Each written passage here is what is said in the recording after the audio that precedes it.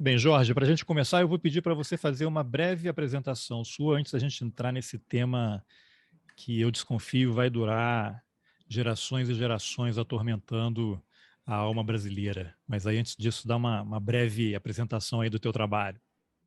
Claro, Carlos, vamos começar agradecendo muito o convite, né? Enfim, eu acompanho seu trabalho também, o podcast, a divulgação dos vídeos no YouTube, então a felicidade está aqui. Enfim, meu nome é Jorge Chalub, eu sou professor do Departamento de Ciência Política da FRJ e professor do Programa de Pós-Graduação em Ciências Sociais da Federal de Juiz de Fora e doutor em Ciência Política. E além disso, já o que eu acho que interessa mais em relação ao tema, né? Eu tenho uma trajetória desde o meu mestrado, na verdade, de estudar a história das direitas brasileiras, como posso colocar isso. Tive uma pesquisa longa sobre a UDN, quer dizer, um grande partido de oposição liberal varguismo, e depois, um pouco no meu doutorado, eu venho mais ou menos desde 2015 estudando intelectuais e figuras públicas e a recepção desse discurso público, de quem eu comecei nos primeiros textos chamando de nova direita, mais recentemente, dos 3 anos para cá, 3, 4 anos, eu venho chamando de ultradireita, e o Olavo de Carvalho, sem dúvida, é uma parte importante dessa pesquisa que eu venho tocando já há algum tempo. Ah, legal. Na semana passada, apareceu no meu Twitter lá um texto, na verdade, um compartilhamento, né, que o João Martins Ladeira fez de um texto que você escreveu para a revista Escuta. O título era As Razões de Olavo de Carvalho. O nome dele já apareceu aqui, quase todo mundo sabe quem é Olavo de Carvalho. Não acho impossível quem não acompanha um pouquinho do noticiário, o que acontece no Brasil, não tenha escutado falar dele, mas em geral de ouvir, né? Eu acho que é um número bem reduzido quem realmente conhece, quem de fato leu a obra dele, aí depois a gente vai falar um pouquinho sobre isso, né? Apesar dele ser um best-seller, né? Quando ele foi contratado lá, fez um contrato com a editora Record para poder publicar, e aí ele atingiu um público mais amplo. Aí no seu texto, As Razões de Olavo, você escreve, em determinado momento, a seguinte frase: Olavo de Carvalho me interessa. Então eu te pergunto, por que e de que forma Olavo de Carvalho te interessa? Olha, eu acho que o Olavo de Carvalho me interessa como chave de compreensão da política brasileira, eu diria, dos últimos 20 anos. Eu passei a achar que o Olavo, a partir de certo momento, que não apenas o Olavo, né, eu vou o tempo todo, talvez eu até me repita um pouco por isso, eu acho que o Olavo ele só pode ser compreendido como parte de um ecossistema maior da ultradireita brasileira e como parte mesmo de mudanças do sistema político do debate público brasileiro, mas eu acho que o Olavo é uma chave interessante, dentre outras, para você compreender certas mudanças no debate público que ajudam a explicar a crise na qual vivemos. Né? Eu acho que não dá para você falar que o Olavo permite entender ele diretamente porque o Bolsonaro foi eleito, permite entender porque nós tivemos um aumento expressivo de linguagens públicas autoritárias, mas ele é uma das maneiras de compreender isso. E como tem já um histórico que eu falei aqui brevemente, de estudo de intelectuais da direita brasileira, de discursos públicos da direita brasileira, o Olavo de Carvalho pareceu, a partir de certo momento, uma chave interessante para fazer isso. Enfim, foi até, na verdade, uma pesquisa que começou com curto prazo, que eu comecei tocando com um colega meu da Federal de Juiz de Fora, o Fernando Perlata. A gente começou a tentar compreender algo que pensamos publicamente, que era perceber que você começou a ter uma presença muito maior de intelectuais que estariam à direita da direita do debate público. Em certo momento chamamos de nova direita, porque a ideia era que, em certo momento, quando você lia a Folha de São Paulo, você lia o Globo, você via nas prateleiras de editoras e falou, opa, tem algo novo aí, né? Tem intelectuais que estão trazendo uma linguagem que não era a linguagem tradicional da direita brasileira depois de 88, e mesmo que não era a linguagem absolutamente tradicional da direita brasileira durante a ditadura militar. Mas, por outro lado, ambos interessados na história do pensamento brasileiro, ambos também identificavam certas continuidades no pensamento do Olavo. Então, o Olavo passou a ser uma chave, dentre outros autores, de tentar compreender digamos, essa crise na qual vivemos e esse país nos últimos anos. Você usou uma frase curiosa aí que eu achei, a direita da direita, né? A Sim, direita da direita. isso. Quem está à direita da direita como é que a gente qualificaria e ou classificaria uma ultradireita? Qual é o momento em que esse pessoal que está à direita da direita cruza uma linha e vai para fascismo, para autoritarismo, o bolsonarismo? E aí, quando você fala direita da direita, você está se referindo mais ao que aspectos ultraliberais em termos de economia, né? O mercado cuidando de tudo, né? A mão invisível do mercado sufocando a classe trabalhadora. Como é que você explicaria isso para quem não está muito familiarizado, até com os aspectos teóricos, né, disso daí? Claro, Carlos. Não, eu utilizei essa expressão conscientemente, porque quando eu comecei a falar, eu acho que quando eu e o Fernando falamos lá atrás sobre nova direita, a ideia era apontar um pouco essa direita da direita. Mas, por vezes, o termo... Eu acho que tem ótimos trabalhos que utilizam o conceito de nova direita, não tem nenhum tipo de ponto público contra isso. Mas, na minha perspectiva, como algo que me interessa muito, são continuidades também, eu comecei a deixar um pouco de lado o termo porque o conceito começou a me demandar mais explicação do que eu queria e eu achava que toda fala era um pouco, mas a direita é nova mesmo? E o meu ponto já era, olha, tem elementos novos, que a gente pode até conversar aqui, e tem elementos de ruptura colocados, né? Então eu passei a usar ultradireita por isso. Por que eu não uso extrema-direita? Também já coloquei isso. Porque, para mim, extrema-direita traz uma certa oposição entre moderação e extremismo na política, que eu acho por si só um problema. Porque eu acho que, por vezes, mesmo sem princípios, uma direita tradicional pode ser uma direita profundamente radical na sua atuação. Então, eu prefiro ultradireita para marcar um pouco esse lugar que constrói uma crítica à direita de uma direita hegemônica. É isso que me interessa um pouco assim. Mas, para mim, é muito importante, e aí é um ponto que eu sempre faço, reconhecer que essa direita já era fortemente presente e influente no pós-88. Esse é o primeiro ponto para colocar. Porque, por vezes, inclusive pelo discurso dos próprios autores, você fica com a impressão de que a história política brasileira do século XX foi uma história completamente hegemonizada por setores da esquerda progressistas. E, assim, uma simples leitura dos autores mostra que isso não é preciso. Né?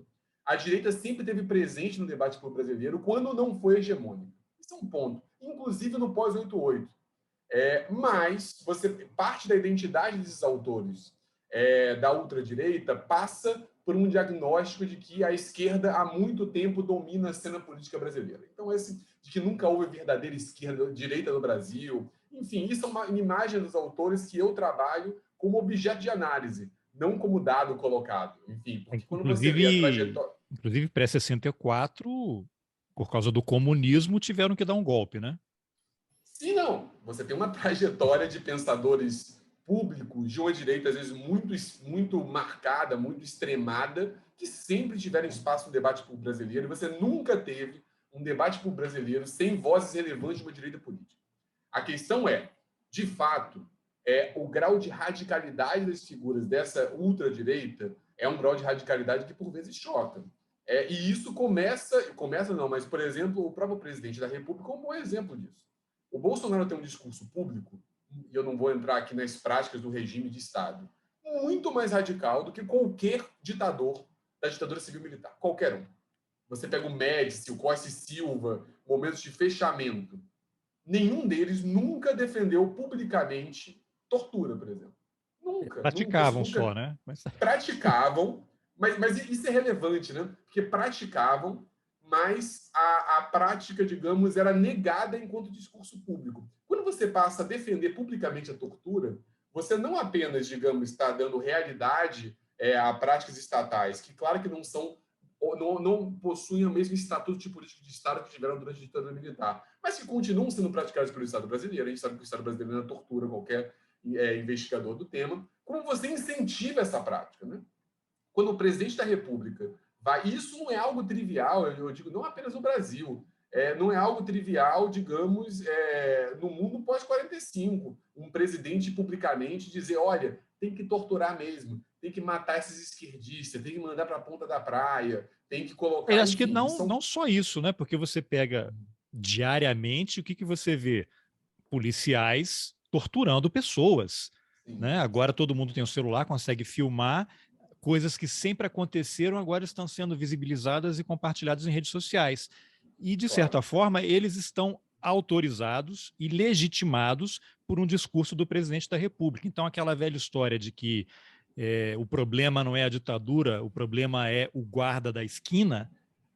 Não, o guarda da esquina ele está legitimado, existe uma cadeia de comando. Eu acho, não sei se é uma forçação de barra minha, talvez você possa até comentar, o que aconteceu, esse extermínio, o assassinato daquele congolês, o Moz, lá no Rio de Janeiro, por aquelas pessoas, eu não sei se é uma forçação você associar a esse estado de espírito em que você tem um presidente da República que defende tortura, fala contra negro, fala contra mulher, que o ídolo dele é um torturador. Eu não sei como é que isso age no imaginário das pessoas, que a hora que eles se deparam com uma situação como aquela, essa tragédia está legitimada, né? E eu até me pergunto, se aquele congolês fosse um homem branco, aquilo não teria acontecido. Certamente ele teria recebido o dinheiro que ele foi cobrar e teria ido embora. Não sei se faz sentido isso. Eu acho que faz sentido, porque uma coisa que eu vou falar aqui, talvez mais de uma vez, é que figuras como Bolsonaro e Olavo de Carvalho são relevantes porque eles normalizam práticas que aparentemente não estavam, digamos, não seriam toleradas como justificativa pública, colocada anteriormente. Não que elas não fossem praticadas. Quer dizer, o Estado brasileiro sempre torturou. Mas há um tempo, publicamente, ninguém, digamos, eu diria até na trajetória do nosso pós-45, ninguém ia publicamente justificar a tortura. Isso, por mais que você possa colocar, na verdade, torturava, então alguém pode dizer, até bom que se diga, eu não acho que seja bom, porque você começa a normalizar tipos de discurso de ódio e tipos de práticas que se tornam algo corrente. Então, acho que esse evento que você colocou, claro que tem toda uma série de cadeias de uma longa duração em relação ao racismo no Brasil, que são amplamente estudadas por figuras muito competentes que pesquisam o tema. Claro que você tem uma série de heranças históricas e naturalização em relação à violência contra corpos negros. Porém, eu acho que parte da compreensão de um fenômeno complexo como esse, que tem muitas causas, certamente passa por uma naturalização pública da violência, por uma naturalização pública do extermínio, do linchamento, que sempre se colocou. É uma marca da sociabilidade brasileira, os linchamentos. Tem trabalhos interessantes sobre isso, Zé de Souza Martins, tem um trabalho clássico sobre linchamentos e outros, mas você passa a ter, digamos, como figura pública do Estado brasileiro. Eu Como lembro que na figuras no entorno campanha dele, em específicas figuras. 2018, quando estava aquele acirramento todo, eu lembro nas redes sociais, às vezes eu fazia alguma postagem contra o Bolsonaro, contra a candidatura dele, contra tudo que ele representa, e pessoas que estudaram comigo no segundo grau, que eu não via há mais de 20 anos, né, do nada surgiam e começavam a defender o Bolsonaro. Quando era em relação à tortura, diziam, mas e se fosse com um filho seu? Se um filho seu, uma filha sua tivesse sido estuprada? As pessoas dizem que não, mas quando acontecem que elas... Eu falei assim, não, na verdade, se a pessoa que sofre uma violência, eu acho até natural que ela sinta um desejo de vingança, querer que o outro cara seja morto, tem vontade de matar num momento de raiva, assim, mas isso não pode ser papel do Estado, né? O Estado não pode fazer isso, principalmente um policial. Não é ele que tem que decidir quem é que vai acontecer. Então, assim, eu entendo a pessoa que fica revoltada, tem um ódio e deseja a morte de outra pessoa, mas o Estado não pode ter esse tipo de comportamento. E aí a pessoa entra com esse tipo de argumento, mas se fosse com você, se fosse um filho seu, um parente seu, você vê qual é a dinâmica em que ele já entrou de normalizar, de relativizar e de justificar a justiça com as próprias mãos, né? E aí, quando você tem um presidente que está controlando o Estado naquele momento e ele favorece tudo isso, pronto, fecharam todas as pontas, né? Não, perfeito, perfeito. Eu acho que parte do processo de normalização, ele está por aí, né? Está colocado aí. E aí, assim, eu deixei até uma pergunta que você me fez anteriormente sobre o que seria essa direita-direita. Eu deixei sem resposta e eu acho que parte isso vai me ajudar um pouco a responder, né? Na verdade, isso é até o que eu venho pesquisando de maneira mais sistemática, né?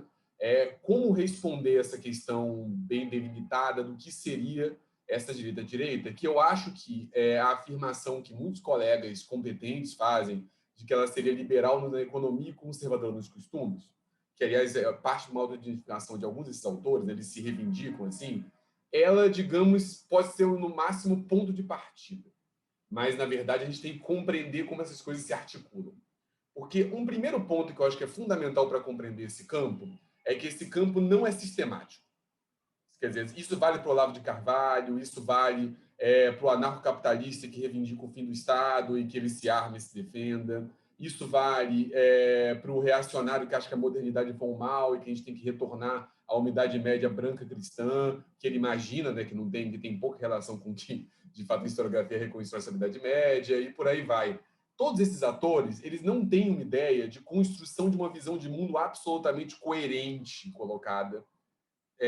Isso é uma marca dessa ultradireita, o que dificulta, por vezes, estudar. Porque a gente quer pensar que eles propõem um mundo profundamente sistemático. E não é bem assim. Além disso, existe uma outra questão que dificulta essa delimitação dessa ultradireita, é que, assim, com mais uma ideia, digamos, se faz presente no mundo, se populariza enquanto ideologia à mão dos atores, e as redes sociais são um instrumento poderosíssimo de circulação de ideias, né? Mas essas ideias abandonam uma certa dimensão sistemática que a gente vai achar num livro de teoria sobre o ponto, né? Então, assim, mas claro que parte da teoria política, do pensamento político, também é compreender como essas ideias circulam no mundo, né? Como elas são apropriadas pelos autores, pelos atores, como aquele que não vai ler toda a obra do Olavo de Carvalho, que você colocou, mas vai ter contato com um vídeo dele, mas vai ler um artigo no blog dele, mas vai ler um dos artigos do livro, tudo que você precisa saber para não ser um idiota, que ele achou muito grande, mas ele leu dois artigos e falou, não, o que esse cara fala aqui tá bom. Como que essas coisas circulam? Enfim, eu tendo a definir essa ultradireita como marcada pelo que eu chamo de 4 linguagens políticas. E linguagens políticas, essas linguagens não se pretendem sistemáticas, é um primeiro ponto. E ponto 2, essas linguagens políticas são apropriadas de forma parcial por muitos atores. Quer dizer, você tem atores diversos que se apropriam dessas linguagens políticas. E linguagem política pode parecer algo muito abstrato, né? Mas é quase como se for, assim como você aprende uma língua para se comunicar, assim, as linguagens políticas, elas são, digamos, uma série de pressupostos e visões de mundo que não é que a ideia delas seja algo absolutamente sistemáticas, mas são ideias que se propõem para ação política, que organizam a ação política e que organizam sensibilidades políticas no mundo. Quais seriam essas linguagens? Essas linguagens seriam uma linguagem que eu coloco muito claramente como uma linguagem reacionária, e o olavismo está em parte nisso. Quer dizer, uma linguagem que ela se propõe ser antimoderna. Ela tem uma recusa grande na modernidade. Daí que vem, por exemplo, falas sobre globalismo, que estavam presentes na fala do antigo chanceler Ernesto Araújo. Daí que vem presente uma figura como Felipe Martins, que foi aluno do Olavo de Carvalho, que é uma figura muito influente na política externa do Bolsonaro, do governo Bolsonaro. E vem boa parte do pensamento do Olavo de Carvalho aí. Essa perspectiva reacionária, ela acha que qualquer ideia de organização do mundo a partir da razão é um problema. E ela defende um retorno à família, um retorno a uma tradição pré-moderna que é imaginada, inventada por eles, uma hierarquia contrária a qualquer ideia de igualdade. E essas ideias têm seu lugar no mundo, são colocadas. Isso que é o tal do tradicionalismo. O tradicionalismo é um dos elementos dessa linguagem reacionária, um elemento importante, mas não o único elemento. Tem outras inspirações que estão colocadas aí. Outra linguagem, que não é reacionária, é uma linguagem que aí vem a questão do mercado, que eu chamo de uma linguagem libertária ou libertariana. Estou na dúvida do texto que estou escrevendo, qual que eu coloco, porque, na verdade, que alguns vão dizer é neoliberal. E eu falo, olha, ela é uma parte da grande família do neoliberalismo, mas uma parte mais radicalizada. Porque aí vem um ponto, você está sendo muito purista como pensador na teoria política. Não, eu só quero ser capaz de distinguir Paulo Guedes de Pedro Malan. Isso é fundamental para a gente distinguir o que é uma outra direita de uma direita tradicional brasileira. Nossa, e só de citar os dois nomes, você vê que há um abismo ali, né? É diferente Você tem uma linguagem pública neoliberal que pensou em submeter o Estado brasileiro a uma lógica do mundo privado, via agência reguladora, via regulação privada do mundo, via privatização. O Paulo Guedes não é isso. O Paulo Guedes, ele defende uma perspectiva profundamente radical do mundo em relação à economia, que é muito mais radical do que Pedro Malan, que Ele é Armindo contra o Fraga. Estado, né? Ao fim e ao cabo, para o Paulo Guedes, o Estado é um problema de eficiência no capitalismo. É o problema. O Estado é quase que intrinsecamente um produtor de mal no mundo. Então, e ele tira, em parte disso, de leituras profundamente radicalizadas da escola austríaca, que ele certamente teve um contato, não sei de que maneira sistemática, porque ele nunca teorizou tanto sobre isso, na vivência norte-americana dele. Então, ele Mas eu está acho que chegando... é porque ele era aluno, né? Discípulo lá do... Qual é aquele que foi professor dele lá nos Estados Friedman, Unidos? O Milton Friedman, Friedman. que era um discípulo do Ludwig von Mises lá, né?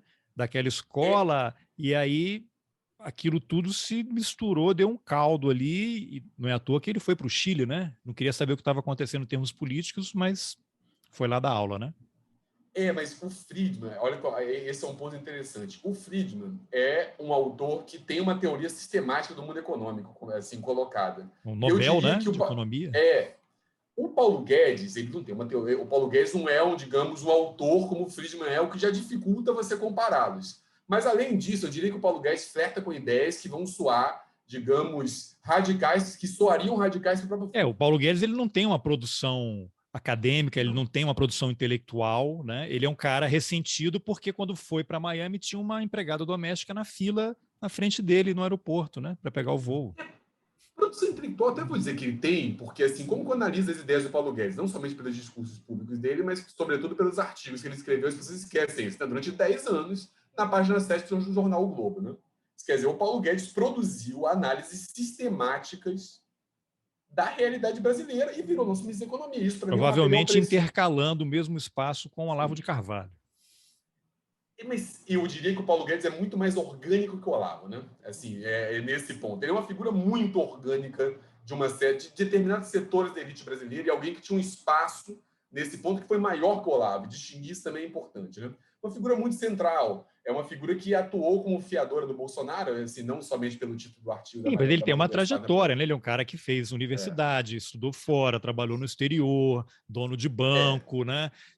Tá ligado às elites, então tudo se encaixa. exatamente. Então, acho que esse ponto é muito colocado e o Paulo Guedes seria um grande representante, entre outros. Tem figuras próximas no Ministério da Economia que eu poderia mencionar aqui, o Sacicha, que é uma figura, digamos, intelectualmente muito complicada para ser O educado, mas que é uma Saxida figura que tem um próxima. vídeo dele aí, das aulas que ele dava, que o nazismo é de esquerda, que o Pinochet era de esquerda, que mulher tem que ganhar menos, né? É Que isso, é os, isso. os, os alemães e os japoneses no Brasil sofreram mais do que os negros. Então, Exatamente, é essa figura. Agora, essa seria a segunda linguagem. Teriam mais duas linguagens que são importantes. Uma linguagem que estaria na fronteira entre o que seria a ultradireita e a direita é uma linguagem que eu chamo de neoconservadora, e que é uma recepção do, digamos, essa é a que, assim, ao lado do libertarianismo, tem uma influência norte-americana enorme. E eu acho que isso ajuda muito a entender não apenas o Olavo, mas várias outras figuras dessa ultradireita brasileira, figuras que se colocaram publicamente como críticos radical da ordem, etc. Que é uma linguagem nutrida um pouco na crítica à expansão dos direitos civis norte-americanos e na crítica à expansão do feminismo norte-americano e na crítica à expansão do movimento hippie norte-americano. Esse neoconservadorismo ele é muitas vezes recepcionado no pensamento brasileiro dessa ultradireita. Então, ele é uma inspiração não apenas enquanto, digamos, por meio dos argumentos mobilizados, mas ele é uma inspiração também para o tipo de intelectual público que não teme dizer a verdade, que está criticando tudo que está aí. Esse tipo de crítico radical do establishment, que é muito importante, crítico do sistema, que é muito importante da identidade dessas figuras da ultradireita. Então, essa seria a terceira linguagem. E uma quarta linguagem, para não ficar muito longo aqui, muito professoral, seria uma linguagem propriamente fascista. E aí, fascismo, no termo, numa utilização técnica do conceito de fascismo mesmo, tá bom, Carlos? Que mobiliza uma série de elementos propriamente fascistas. Quais seriam eles? uma certa construção do inimigo que tem que ser eliminado, não apenas combatido, eliminado. Então, construção de inimigos públicos, uma retórica pública da violência, a ideia de que a violência é um meio, digamos, fundamental da política, mas uma violência que não é organizada, como foi na ditadura militar em boa medida, que é institucionalizada como política de Estado. Uma violência que possui uma certa dimensão de baixo para cima e uma dimensão, muitas vezes, anárquica. O fascismo tem uma dimensão anárquica da violência. Quando o Bolsonaro está mandando os caminhoneiros quebrarem tudo, ou está incentivando uma milicianização da polícia, essa não é a violência, digamos, tradicional da ditadura militar brasileira. Essa é uma linguagem pública do fascismo, de mobilizar baixas patentes nas Forças Armadas e nas polícias, de construir um inimigo público que deve ser exterminado, mas é uma violência que é colocada. Outro ponto, uma certa defesa do instinto, um antirracionalismo e anti-intelectualismo muito profundo, um certo negacionismo, uma certa tentativa de renovar elites carcomidas por meio de uma violência aberta. Tudo isso é uma linguagem que, digamos, os estudiosos do fascismo há muito tempo conhecem. E eu diria, sabe onde essa linguagem é mais presente? Isso é muito curioso. Nas falas do próprio Bolsonaro. E aí é o ponto, né? É muito fundamental distinguir o presidente do governo também. Por mais que um não seja passivo de ser compreendido sem o outro. Mas existem particularidades. Nós vivemos um regime fascista? Não.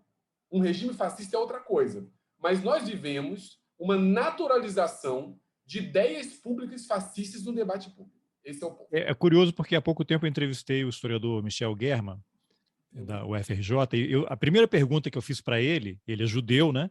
Eu perguntei se o governo Bolsonaro era um governo fascista. Ele falou que não, mas que o Bolsonaro é fascista. E ele é muito ativo nas redes sociais. Ele fala, olha, não sou eu que estou acusando o Bolsonaro de ser nazista. São as ações dele que mostram o que ele é. Então, ninguém pode vir aqui me acusar de estar acusando o cara de ser nazista quando o cara recebe, tira foto ao lado de um cara vestido de Hitler, recebe a neta de um ministro nazista do Hitler, que é do partido nazista na Alemanha, né? Quem é que quer se associar a esse tipo de coisa? Então, não faz sentido, né? Sim. Não, eu inclusive indico aí para o ouvinte que está colocando, quem quiser ter uma introdução a esse ponto para colocar, tem um historiador americano chamado Robert Paxton, que ele tem um livro chamado Anatomia do Fascismo. Eu acho um livro bem interessante, foi traduzido pela Paz e Terra, eu acho não é de difícil acesso, por mais que eu acho que não esteja editado atualmente em livrarias. Mas o Paxton ele faz essa distinção de uma maneira muito importante, que ele fala, olha, é fundamental que a gente distinga o regime fascista, o fascismo no governo e na disputa do governo, de ideias políticas fascistas como parte do debate público. A gente não tem um governo fascista. O regime não é fascista. Mas a gente tem uma série de ideias que são diretamente identificadas no fascismo histórico. Vou te fazer a mesma pergunta que eu fiz para o Michel. Se o Bolsonaro, o presidente, é nazista, fascista, mas o governo não, como é que você classificaria os ministros, as pessoas que integram esse governo, que o defendem? Como é que você definiria alguém que serve a um nazista? E aí eu complementei para ele, num eventual e trágico segundo mandato de Bolsonaro, caso ele concorra e seja reeleito, como é que fica? Se ele está legitimado pelas urnas para ampliar tudo que está sendo feito e esse discurso, quem é que vai segurar esse cara? Até o Michel falou, bom, num eventual e trágico segundo mandato, não haverá mais inocentes nesse baile, né? Aí, lógico, a gente cai naquela coisa, eu não vou deixar você numa cruzeta dessa, assim, porque esse é o tipo de pergunta que vai querer provocar, assim, estou querendo que você me dê uma resposta simples para uma coisa complexa, e isso não existe. Toda vez que a gente tenta fazer isso, a gente erra e causa uma confusão, mas eu queria ouvir a sua opinião sobre isso. Olha, eu acho que, ainda mais quando você estuda a trajetória do fascismo histórico, você vê claramente que parte da trajetória rumo ao poder desses movimentos políticos, dessas ideias políticas que foram passou por uma série de alianças que incluía não fascistas e não nazistas. A trajetória passou, quer dizer, quando você estuda a ascensão do Mussolini na Itália, você vai ver que passou por uma série de alianças com figuras que, munidos ou marcados por um anticomunismo radical, por um ódio à esquerda, por um desejo de, digamos, ter momentos, estabelecer certas lutas públicas, apoiaram, digamos, como quase um fascismo instrumental, um nazismo instrumental, achando que à frente poderiam reorganizar esse bloco do iam poder. tutelar o Hitler, no dia seguinte descobriram que não era possível como eles imaginavam. O problema do que o mundo da política muitas vezes é um mundo que a gente não controla as consequências, né? Isso quer dizer, é um mundo atravessado pelas o que o Weber chamava inspirado lá no esclarecimento escocês, as consequências não intencionais da ação, né? Você acha que você vai produzir algo e você produz outra coisa, aí você acaba sendo devorado pelas suas causas, né? Então, o mundo da política é um mundo marcado por isso. Então, você apostar, e isso de fato, e eu em nenhum momento me coloco uma figura que, durante a eleição presidencial de 2018, achava que o Bolsonaro ia ser eleito desde o início, não. Em um certo momento eu reconheci que estava andando, mas eu inicialmente na análise, achava que em algum momento parte das elites de uma direita tradicional brasileira olhariam para o Bolsonaro e falariam: não vale a pena fazer essa aposta. Essa aposta é muito arriscada. Essa aposta pode produzir algo que a gente não controla. Essa aposta pode acabar nos destruindo na esquina.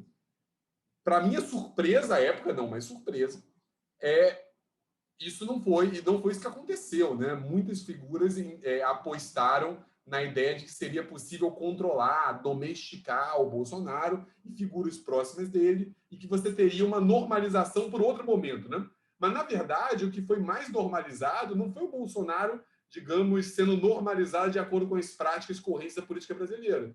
Foi o Bolsonaro, digamos, recolocando, o Bolsonaro é uma figura, né? O movimento em torno do Bolsonaro, digamos, normalizando outras questões. Então, quando você olha assim, é como se deixa o Bolsonaro ali fazendo showzinho particular no cercadinho para as redes sociais, e aí você tem o grande intelectual Ricardo Salles, ex-ministro do Meio Ambiente. Aquela frase é lapidar, né? Vamos passar a boiada. Então, quando você vê, as elites não estão nem aí. Pô, tudo que eles sempre quiseram está acontecendo, retirada de direitos trabalhistas, de direitos sociais, né? Lógico que teve uma pandemia que comprometeu aí os lucros, né? Mas você pega os mais ricos, ficaram cada vez mais ricos, né? Você pega os grandes conglomerados, nunca tiveram um ganho percentualmente falando, como aconteceu agora, né? Uma uberização, né? Essa coisa de, eu até chamo, quem estuda o assunto diz que eu sou totalmente errado, né? Mas o termo ele é forte e as pessoas entendem, hein? O neoescravismo, né? Essa coisa de iFood, de Uber, essas coisas estão acabando com o trabalho, com as pessoas, né? E você tem que trabalhar. Eu entrevistei há pouco tempo o Cláudio Deiró, né? Que ele está lançando um livro lá na Bahia, ele é o motoqueiro esterilizado, né? Porque ele faz um trabalho social. Ele fala que o quilômetro rodado para o entregador chegou a ser R$ 4, estava a 40 centavos. Quer dizer, se isso não é escravismo, eu não sei que nome os acadêmicos podem dar, né? Mas você, sem dúvida, teve um aumento muito sensível da exploração do trabalho, que é um dos pontos do Bolsonaro, que, na verdade, é um projeto que é até anterior a ele. sim, o Né? Temer já estava ali insuflando.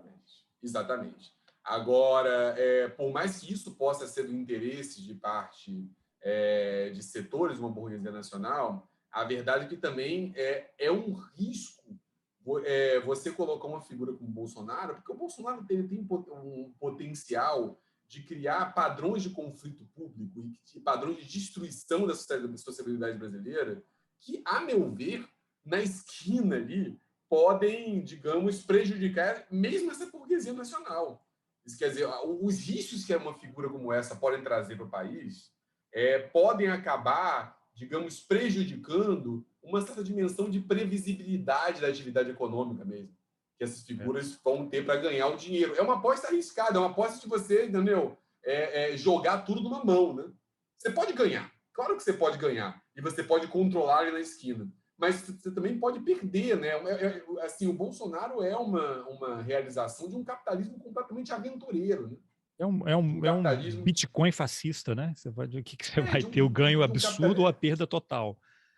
Exatamente. Então, assim, em algum momento, eu passei a achar que, olha, não é trivial como você vai dar conta disso. Mas, enfim, e eu, de fato, acho que agora, em parte do cenário eleitoral, que é muito difícil de prever, parte do cenário eleitoral está apontando para que alguns desses atores, de fato, pelo menos aparentemente, passaram a achar que o custo Bolsonaro começou a ficar muito alto, né?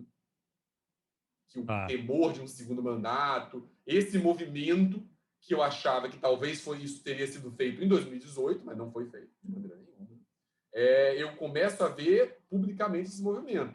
Por mais que, sim, para 2022, quer dizer, para essa eleição desse ano, né, que a gente já entrou, eu ainda tenho muita cautela e canja de galinha. Mas, assim, mas a parra disso, eu acho que você já começa a ter atores dessa grande burguesia nacional na sua variedade. Ela não é, digamos, monolítica, ela é diversa, ela tem interesses por vezes conflitantes, ela tem uma relação com o mundo diferente e por aí vai. E faz com que você tenha apoios. Uma coisa é uma burguesia que trabalha com um padrão de serviço do dia a dia, a smart fit de rede de economias. Outra coisa é o agronegócio. Outra coisa é um setor bancário.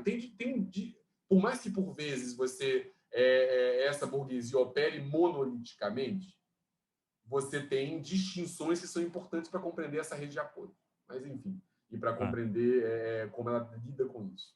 Tá, agora, Jorge, você se debruçou, digamos assim, sobre o papel da mídia, aí voltando especificamente para o Olavo, né? Esse espaço que ele foi ocupando aos poucos, porque quando você olha a trajetória dele, ele foi astrólogo, muçulmano, estava lá numa mesquita, e aí ele começa. Eu não sei qual foi o momento, qual foi a ligação, o momento em que ele teve acesso aos grandes jornais, às revistas no Brasil e começou a publicar no Globo, Estadão, não me lembro todos os veículos ele tinha, aí teve os livros. E aí os artigos foram anteriores até a história do Orkut, né? Quando começou a internet, ele foi um cara que identificou isso muito cedo, né?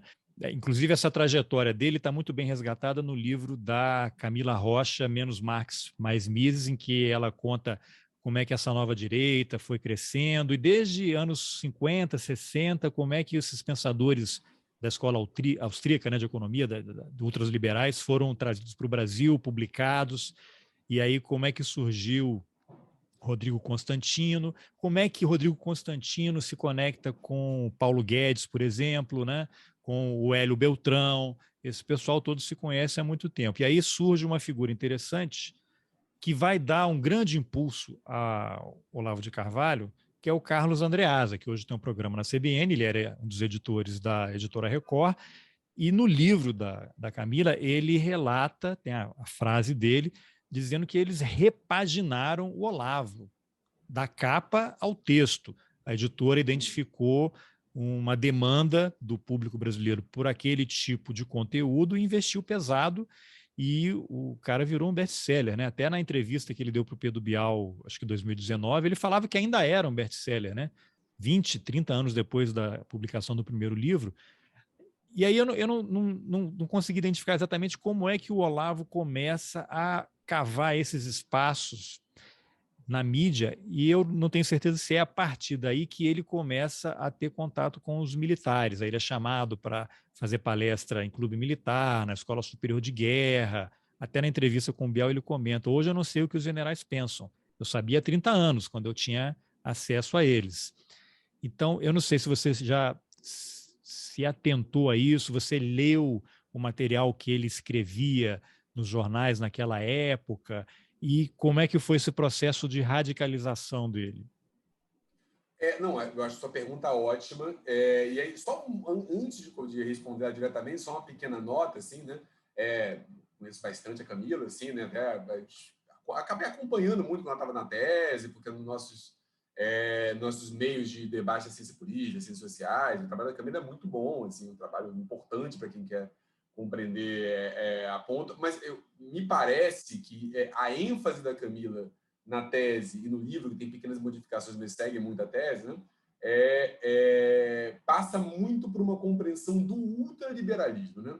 Isso. Que a chave da Camila é muito de compreender o ultraliberalismo, até pela pesquisa que ela fez no Instituto Liberal, pelas redes que ela colocou, enfim. Eu acho que o ponto dela é muito compreender essa chegada à escola austríaca, que, aliás, tem outros bons trabalhos, tá? Que eu acho que as pessoas ainda podem colocar. Quem se interessar, eu acabei de ter uma tese interessante na história da UF, do Gabriel Onofre, que, se eu não me engano, está com o professor do Pedro II da História, defendeu uma tese interessante sobre institutos liberais no Brasil, acho que está disponível na internet, de livre acesso. Tem trabalhos bons sobre que acabam. Eu acho que o próprio Flávio Casimiro, que trabalhou sobre o Conselho de Nova Direita, também se chega próximo disso. Eu acho que a trajetória do Olavo, por mais que só tenha se um adendo aqui, eu aproximado... achei ótimo você falar isso, até quero, se eu, por alguma razão, dê a entender algo errado em relação ao trabalho dela, é totalmente responsabilidade minha, né? Porque eu só citei essas coisas porque são aspectos que estão no livro, né? O livro dela é mais amplo, então, só para não ficar um mal entendido aqui de que eu induzi as pessoas a acharem que o livro dela é sobre uma coisa e outra. Agradeço muito aí tua observação. Não, eu estou fazendo só o gancho aqui para Isso. entrar no ponto e para colocar, porque eu acho um ponto interessante, que é um ponto que eu ando debatendo, essa coisa da chave liberal na economia conservadora dos costumes, que, mais uma vez, é uma descrição útil do mundo, mas é uma descrição que eu acho que agora a gente tem que conseguir ir além dela, em certa questão. Assim, só para dar um exemplo, sei lá, é evidente que é uma descrição muito útil para você compreender o nosso mundo. Você dizer que o Sol é maior do que a Terra, ou que o Sol esquenta a Terra, isso tudo é muito relevante. Isso é uma descrição precisa do ponto, né? Mas para você compreender essa dimensão do Sol de uma maneira mais precisa, você tem que avançar em uma série de articulações internas que não necessariamente negam esse ponto, mas que vão, digamos, entender de que maneira isso desdobra em outros pontos. Então, não é que seja uma afirmação imprecisa, é uma afirmação interessante, é um mote interessante para colocar. Eu mesmo, nos meus primeiros textos, partia desse ponto, mas agora estou tentando compreender algumas outras articulações. Mas, enfim, colocado isso, acho que o trabalho da Camila é um trabalho muito relevante para compreender esse mundo do ultraliberalismo, um trabalho que tem que ser. O Olavo, eu acho que o movimento dele é um pouco outro para a gente compreender a trajetória dele. E eu acho que uma chave que eu acho que é muito central da trajetória do Olavo é a aproximação que ele teve com figuras do chamado Instituto Brasileiro de Filosofia, que são figuras pouco estudadas ainda, tem trabalhos bons já sobre eles, mas eu acho que, assim, ali tem uma chave muito interessante de muita coisa. E o que é um estudo... Aí, assim, é um ponto anterior sobre a trajetória do Olavo, né? O Olavo, por relatos até que não são relatos dele, né, era uma figura que circulava meios até de uma esquerda militante da década de 70, né? Acho que o Zé Dirceu já mencionou que ele chegou a ver o Olavo na Maria Antônia, na antiga Faculdade de Ciências Sociais da Dizem que USP. ele foi comunista. Uma trajetória muito comum de conversão do comunismo para uma direita extremada, né? Muita gente passou por isso, né? E que frequentou esses mundos, mas a trajetória dele começa a ser um pouco melhor documentada quando ele se aproxima lá do Shuon, do tradicionalismo como um todo que você colocou, que é essa aproximação do islamismo, mas na verdade era uma aproximação de uma tentativa, não sei se ecumênica é a melhor palavra, né? Mas era uma tentativa de tentar encontrar uma grande religião das religiões. E ele, de fato, tem uma adesão, se converte, mora nos Estados Unidos, e isso é central num repertório de que o Olavo tem, que ele vai ler figuras desse tradicionalismo que são importantes para compreender ele, figuras como René Guénon, que é uma inspiração muito grande dos livros de astrologia do Olavo, na década de 80, do Astros e Signos e de outros, dos livros de 86, 87, dos textos que ele colocava, então. Você leu esses livros todos dele, é? Sim, sim, sim. Todos, É uma... o Imbecil Coletivo, você leu tudo isso? Sim, sim, sim, Assistiu o sim. Jardim das Aflições? Sim, sim, tudo. É o objetivo como objeto de estudo, né? O ponto. Eu tenho só como parênteses de colocar, né? Sou uma figura progressista de esquerda, né? Mas eu sempre gostei de estudar objetos que eu não tivesse uma identificação possível, não tem nenhuma possibilidade de eu... Fenômenos estranhos, digamos assim. Então. Eu sempre gostei de estudar algo que tivesse uma alteridade radical em relação a mim, mas que eu levasse a sério esse objeto, sabe? Porque eu achava que era uma Sim. coisa, enfim, Eu sempre tinha Ninguém um levou a medo. sério o Bolsonaro, olha aí onde estamos, né? É um pouco isso, levar a sério coisas que são muito distantes de mim. Então, sim, todos esses pontos coloco, claro que consigo reproduzir os argumentos de um livro com maior ou menor, digamos, habilidade, mas sim, tá. Então, assim, nessa época, o tradicionalismo é muito importante nesses livros sobre astrologia do Olavo, é uma influência muito forte nesse ponto. Mas eu acho que tem um movimento aí, e aí eu não sei como se deu esse conhecimento, quando ele se aproxima dessas figuras do Instituto Brasileiro de Filosofia. Quem eram? Eram figuras como Antônio Paim, uma figura que produziu livros importantes de história das ideias no Brasil, figuras como Paulo Mercadante, que escreveu um livro chamado Consciência Conservadora no Brasil. E uma figura que eu acho que é uma figura interessante para entender o Olavo, e que talvez, não sei se as pessoas ainda lembram, mas que no início do governo Bolsonaro certamente lembravam, uma figura como Ricardo Vélez Rodrigues, primeiro ministro da Educação do governo Bolsonaro, indicado pelo Olavo de Carvalho, não é isso? Todas essas figuras eram estudiosos do pensamento político brasileiro, e eu conheço eles há tempo, porque eu, fundamentalmente, tenho uma trajetória de estudioso do pensamento político brasileiro. Eram livros que você lia do ponto. Então, eu conheço a obra do Ricardo Vélez, a obra do Paim, a obra do Paulo Mercadante. Essas figuras, em algum momento, já passaram pela PUC, Rio, passaram por outros pontos, ficaram durante um tempo muito fortes na antiga universidade. Quem é do Rio de Janeiro vai lembrar. Universidade com C, até, que era a antiga faculdade da cidade, ficava na Lagoa, ali, quase esquina se eu não me engano, com a Maria Quitéria ou com a Joana Angélica. E tinha um campus lá, e essas figuras eram influentes lá, inclusive na editora da universidade. E essas figuras eram figuras muito próximas do Exército. Eram figuras que tentavam, eles eram próximos dos militares, e eles tentavam, digamos, tentavam criar uma justificativa que unisse uma série de elementos, que unisse uma tradição conservadora brasileira, mas que era uma tradição liberal conservadora, em que eles promoviam uma proximidade do liberalismo com o conservadorismo. E eles tentavam justificar a presença militar e o governo militar do ponto de vista de uma tecnocracia que realizaria valores de uma tradição conservadora brasileira. Essas figuras eram próximas da Escola Superior de Guerra, eram próximas de figuras do Exército. Exemplo, em 2003, é editada uma grande coletânea do pensamento do figura importante da história militar, General Gulbenida Conte Silva, que é editado pela editora da universidade. Então, o Olavo, em algum momento, se aproximou dessas figuras. Ele foi recepcionado nesse meio. E eram figuras que, aí para você compreender, figuras que eram muito ressentidas com o meio acadêmico de pós-graduação profissional, que suas pós não vingavam. O Antônio Paim está envolvido num grande confronto da PUC Rio, que passou um confronto em relação à presença da direita no início dos anos 80 na PUC Rio, uma grande cisão do Departamento de Filosofia da PUC Rio, que envolveu disputas diversas. Então, só fazer um parênteses, porque você mencionou isso aí das teses. A entrevista do Olavo de Carvalho ao Pedro Bial, ele toca exatamente nisso. Ele não parece um ressentido, mas agora que você mencionou isso, faz todo sentido, porque ele fala a esquerda tomou os comunistas, os marxistas, né, os gramscistas tomaram conta das universidades. Como é que você retoma isso? Quando você começa a controlar as teses, as dissertações de mestrado. Se você tem lá um corpo técnico que vai decidir qual tese será objeto de estudo, se você vai aprovar aquele processo de pesquisa e vai aceitar o estudante para ele fazer o mestrado ou doutorado, então você começa a não aceitar coisas de esquerda. Se você começa a aceitar só coisa de direita, daqui a 10, 15 anos, você vai mudar completamente o cenário. Agora que você falou isso, fechou. O que esse Ministério da Educação está fazendo desde o começo do governo, controlando isso, começando pelo quê? Não respeitar a eleição dos reitores.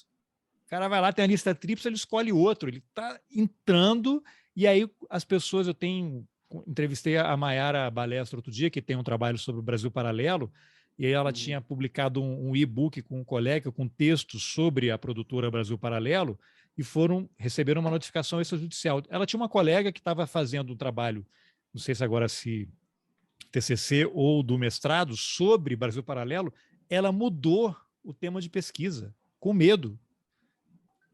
Quer dizer, então, fechou. Exatamente isso aí que você falou.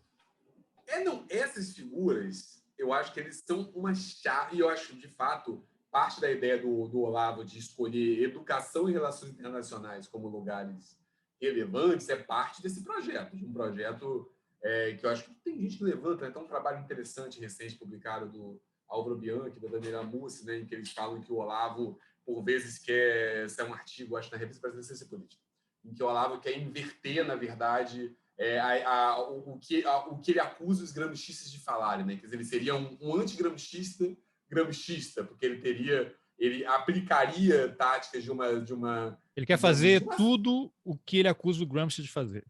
Exato. O Gramsci que ele imagina, né? Sim, o Gramsci tem o judeu imaginário, temos o Gramsci imaginário. Exatamente, é um pouco esse o ponto. Mas assim, eu acho que esse Instituto Brasileiro de Filosofia, isso do meu ponto de vista agora, eu consigo, digamos, demonstrar a proximidade do Olavo com essas figuras. E eu consigo demonstrar que ele é influenciado por ele nas teses, isso é textual. Mas aí, quando ele se aproxima desse pessoal, essa é a entrada dele no meio militar. Aí é uma hipótese, porque para isso, faz sentido. Eu falando como acadêmico, é uma hipótese, eu não consigo, eu não tenho documentos, elementos ou pesquisa de campo que aponte isso. Eu acho uma fortíssima sugestão de que figuras que eram muito próximas do meio militar tenham introduzido um pouco o Olavo nesse meio militar de clube militar. E é claro que a gente estava conversando antes, falou que ia entrevistar o Lucas Pedretti, né? O Lucas é das figuras que tem apontado bem, eu acho, para uma certa recepção do Olavo, tese do general. E quando ele começa a escrever em jornal defendendo o golpe de 64, dizendo que não foi golpe, pronto, fechou. É isso. Passa para a responsabilidade militar, passa para a proximidade com generais que recebem essas ideias. Ele começa a ser produzido um pouco desse mundo do pensamento militar. Mas eu não. Isso é, digamos, eu acho uma hipótese fortíssima, mas eu não tenho material para colocar. Também, aí vem meu outro ponto. Eu também tenho uma fortíssima impressão de que essas figuras que tinham acesso a jornais abriram portas para o Olavo começar a trabalhar, começar a publicar textos nos jornais que ele publicou. Muito dos mais relevantes, que eu diria, a Revista Bravo era um lugar, as pessoas talvez nem lembrem mais da Revista Bravo, né? Mas era inclusive uma boa revista, né? Que fazia uma crítica cultural, com resenhas, com ponto, e que abria ali uma revista de crítica cultural, mas que abria espaço para colunas do Olavo de Carvalho, um ponto. Outro lugar, o jornal O Globo, ele publicou colunas com, digamos, uma relativa frequência, né? Ele chegou a publicar na Folha de São Paulo. Sinceramente, eu não fiz essa pesquisa ainda para saber qual a frequência. Revista Época. Na Revista Época. Enfim, me parece que essas figuras, que eram figuras que tinham acesso ao mundo jornalístico, em parte, tinham contato, foram quem passou por apresentar o Olavo a essas figuras. O próprio Pedro Bial declarou publicamente que tinha orgulho de ser dos primeiros a ter entrevistado o Olavo de Carvalho, não é isso? Então, inclusive, na entrevista que ele faz com o Olavo de Carvalho, ele cita isso, e uma coisa muito curiosa que eu achei, da extrema vaidade, que ele vai e menciona o livro, Pedro Bial, o livro que ele escreveu, a biografia autorizada do Roberto Marinho, quando o Roberto Marinho morreu, que assim que o livro foi lançado, ele recebeu uma carta do Olavo de Carvalho, que estava surgindo, elogiando e tal. Quer dizer, ali o Olavo de Carvalho capturou o Bial pela vaidade, né? E depois ele, em 97, leva o Olavo de Carvalho para ser entrevistado naquele programa sobre livros que ele tinha na Globo News, e o Bial vira um discípulo do Olavo de Carvalho, chama de intelectual brilhante, né? São 40 minutos de entrevista de uma babação que o Olavo fala uns absurdos, mentiras históricas, negacionismos, e não é contestado. A Globo coloca no ar. Mas aí eu acho que concordo completamente, eu acho que esse contato do Olavo com esse mundo da universidade coloca o Olavo escrevendo para o público e o Olavo dando cursos de formação. O Olavo começa a ter alunos, mas ainda estamos no mundo pré-rede social. E é desse momento que o Olavo lança, então, o que ele chama de trilogia, né? Que são os livros de 94, 95 e 96, que é o livro sobre o Gramsci e o Capra, que é de 94, que é o Jardins das Aflições, que é de 95, e que é o Imbecil Coletivo 1, né? Depois ele fez o Imbecil Coletivo 2, que é de 98, que é de 96. Que são esses livros. E o Olavo, eu acho que nesse contexto, ele percebe que ele pode, digamos, se colocar publicamente como um polemista muito agressivo, como uma figura, um polemista de debate público, né? Se não me engano, até o Paulo Roberto Pires, que é editor da Serrote, professor da FRJ, escreve uma coluna 451, ele relembrou um comentário que ele fez em relação a uma crítica que ele fez em relação ao imbecil coletivo, e que ele foi recebido, o Olavo recebeu um grande espaço, se eu não me engano, no Globo, posso estar sendo impreciso, se eu não me engano, no Globo, o Olavo recebeu um grande espaço para responder a ele, e depois os jornais submeteram o Olavo a intelectuais bem inseridos, figuras muito importantes, para analisar aquilo. Se eu não me engano, o terceiro eu não estou lembrando, mas eram três intelectuais, dois eram Luiz Eduardo Soares e Joel Birman. Né? Luiz Eduardo Soares, grande cientista político, antropólogo, estudioso de segurança pública e outras coisas, uma grande figura. Joel Birman, grande psicanalista, filósofo, não é isso? Duas figuras que leram e falam, nossa, isso é muito perigoso. Isso estou tomando uma memória que eu fui atrás a partir do texto do Paulo Roberto Pires, tá? Eu estou colocando, foi o Paulo Roberto que levantou essa coluna interessante dele na 451 sobre o Olavo de Carvalho. Nesse contexto, então, acho que o Olavo percebe que ele pode ser que ele pode gerar interesse sobre ele a partir de um polemismo público. E, a partir daí, eu também acho que o Olavo passa a ficar atento a essa recepção desse neoconservadorismo e conservadorismo americano. É difícil precisar como isso já está nesses livros. Mas ele percebe que tem no debate público americano essa figura do intelectual que fala a verdade, do intelectual que coloca, e, claro, eu acho que o Olavo vai somar isso, uma certa escatologia pública que esses intelectuais americanos não têm usualmente, mas ele vai trazer um pouco isso. Então, vai xingar, usar palavrão num ponto colocado. Tem um momento, aí tem algumas... próximo capítulo do Olavo de Carvalho. Eu acho que tem duas outras transformações que são importantes de colocar. Eu acho que uma transformação passa, digamos, por o Olavo se mostrar alguém que se aproveita muito bem de uma maré antipetista que começa a se estabelecer no debate público brasileiro. E aí vem um ponto. Essa maré antipetista, ela, na superfície antipetista, mas ela logo se mostra uma maré anti-esquerdista numa leitura ampla, né? Esquerda liga numa leitura muito ampla, né? Um conceito bem elástico de esquerda, né? Que pode incluir muita gente. E ela também logo coloca uma certa maré antissistema muito grande.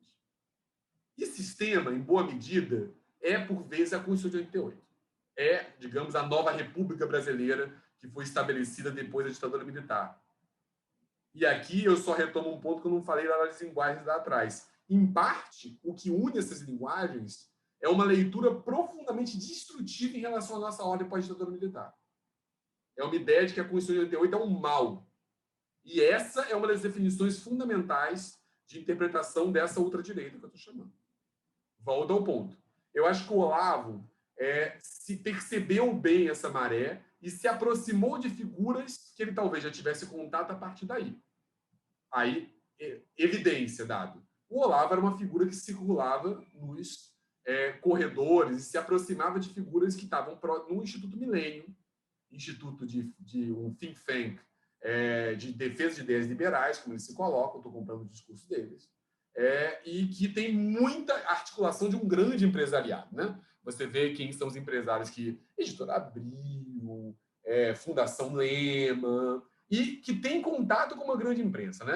A presidente do Instituto Milênio, se eu não me engano, durante um bom tempo, não sei se ainda eu acho que ainda mas durante um longo tempo, foi Patrícia Carlos de Andrade, que era... Filha do Evandro Carlos de Andrade, que foi diretor do Globo e da TV Globo até a morte. Exatamente. Uma figura que é uma figura que eu, no estudo História da Imprensa do Brasil, eu até entendo um pouquinho por causa dos meus estudos sobre Lacerda, etc. Me interesso, tenho me interessado sobre isso. Mas existe uma narrativa na própria Globo de que o Evandro Carlos de Andrade seria um modernizador do jornalismo brasileiro. uma figura que modernizou uma série de aspectos do jornalismo brasileiro. Sim, sim. Não, ele é uma referência em termos jornalísticos. Não é à toa que ele ficou tantos anos, né, até a morte dele nas organizações Globo. Exatamente. Olavo de Carvalho era próximo do Instituto Milênio, circulava por esse cara. Outra figura próxima do Instituto Milênio era Paulo Guedes. Sim. Que ia em eventos do Instituto Milênio, tinha seus artigos coletados no site do Instituto Milênio. Então, acho que o Olavo... ele Adolfo Saxida também. Foi Paulo Guedes que o levou. Eles se conhecem daquela época. Exatamente. Então, o Olavo de Carvalho é uma trajetória aí que eu não consigo reconstruir ela toda, mas nessa constituição de think tanks que eram explicitamente críticos em relação ao petismo e explicitamente críticos em relação a diversas espécies da Constituição de 88, como o Instituto Milênio, o Olavo se aproximou de figuras de uma elite política brasileira e de uma elite econômica brasileira. Isso é um fato. Eu leio isso numa chave, eu acho que eu tenho elementos para afirmar isso, numa chave que o antipetismo trouxe muita contribuição para esse movimento. De que ele leu bem. Outro elemento, e eu acho que o trabalho da Camila descreve muito bem, e que o Olavo, ele está ali... O Olavo não é um... Assim, eu não gosto de ler o Olavo como ultraliberal no ponto. Por mais que, assim, nas obras do Olavo de Carvalho, ele escreve em alguns momentos de que o Estado é um problema, de que ele defende de que Tomás de Aquino seria capitalista se fosse vivo hoje em dia. Ele tenta produzir uma certa composição entre cristianismo e capitalismo. Mas aí voltamos à ideia do antissistema, de uma ideia antissistema, né? O sistema no pensamento do Olavo de Carvalho é sempre visto como algo totalitário, para usar um termo, como algo impositivo. Eu acho que o liberalismo econômico ocupa um lugar completamente lateral no pensamento do Olavo de Carvalho. Ele vai até publicamente ver nesse liberalismo econômico um instrumento para atacar a esquerda, atacar um Estado que é dominado pela esquerda, para se aproximar de algumas elites econômicas. Mas o Olavo traz uma trajetória do tradicionalismo, uma trajetória de um tipo de reacionarismo e uma trajetória desse Instituto Brasileiro de Filosofia, que todos eles podem casar com o liberalismo econômico, mas eu não diria que o liberalismo econômico é o que define o centro do pensamento dele. Está presente como um imaginário, digamos, periférico, não como núcleo central. Ele adere, digamos, como parte de uma coalizão, ele adere como parte de uma leitura dos tempos, até com uma determinada leitura de que talvez não dê para lutar contra isso, é um ponto, mas tem diversas formulações do Olavo de Carvalho que são complexas de você colocar isso e que tem tensões internas ali que podem ser colocadas. Então eu quero pegar esse gancho aí, você quer concluir, só conclui aí que eu vou... Claro, pode... Não, assim, mas eu ia falar, mas eu acho que o Olavo se aproveitou de uma movimentação, de uma utilização das redes sociais para discursos de ultradireita, que criticavam a ordem estabelecida, que é algo que é muito identificado por uma boa bibliografia norte-americana sobre as direitas, né? Trabalhos sobre alt-right, tem uma série de livros que são referências sobre esse uso das redes sociais por figuras da direita. Isso a bibliografia americana mobiliza muito bem. Eu acho que ele aproveitou aqui e, por muitas vezes, ele parecia próximo de figuras que estavam colocadas nesse ultraliberalismo que a Camila fala, que se colocava como liberal na economia, por vezes anarcapitalista na economia, por vezes minarquista na economia, e conservador nos costumes.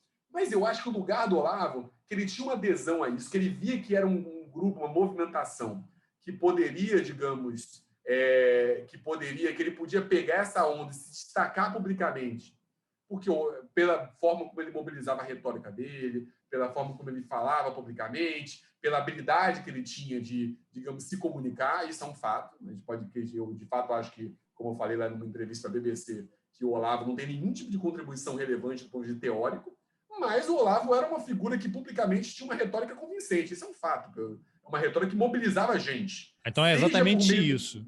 Esse é o gancho que eu queria, porque você falou aí da contribuição. Eu vou pegar a frase do Bial sobre o suposto brilhantismo do Olavo, e esse seu gancho aí, vou ler um trechinho do artigo que você escreveu lá na Revista Escuta.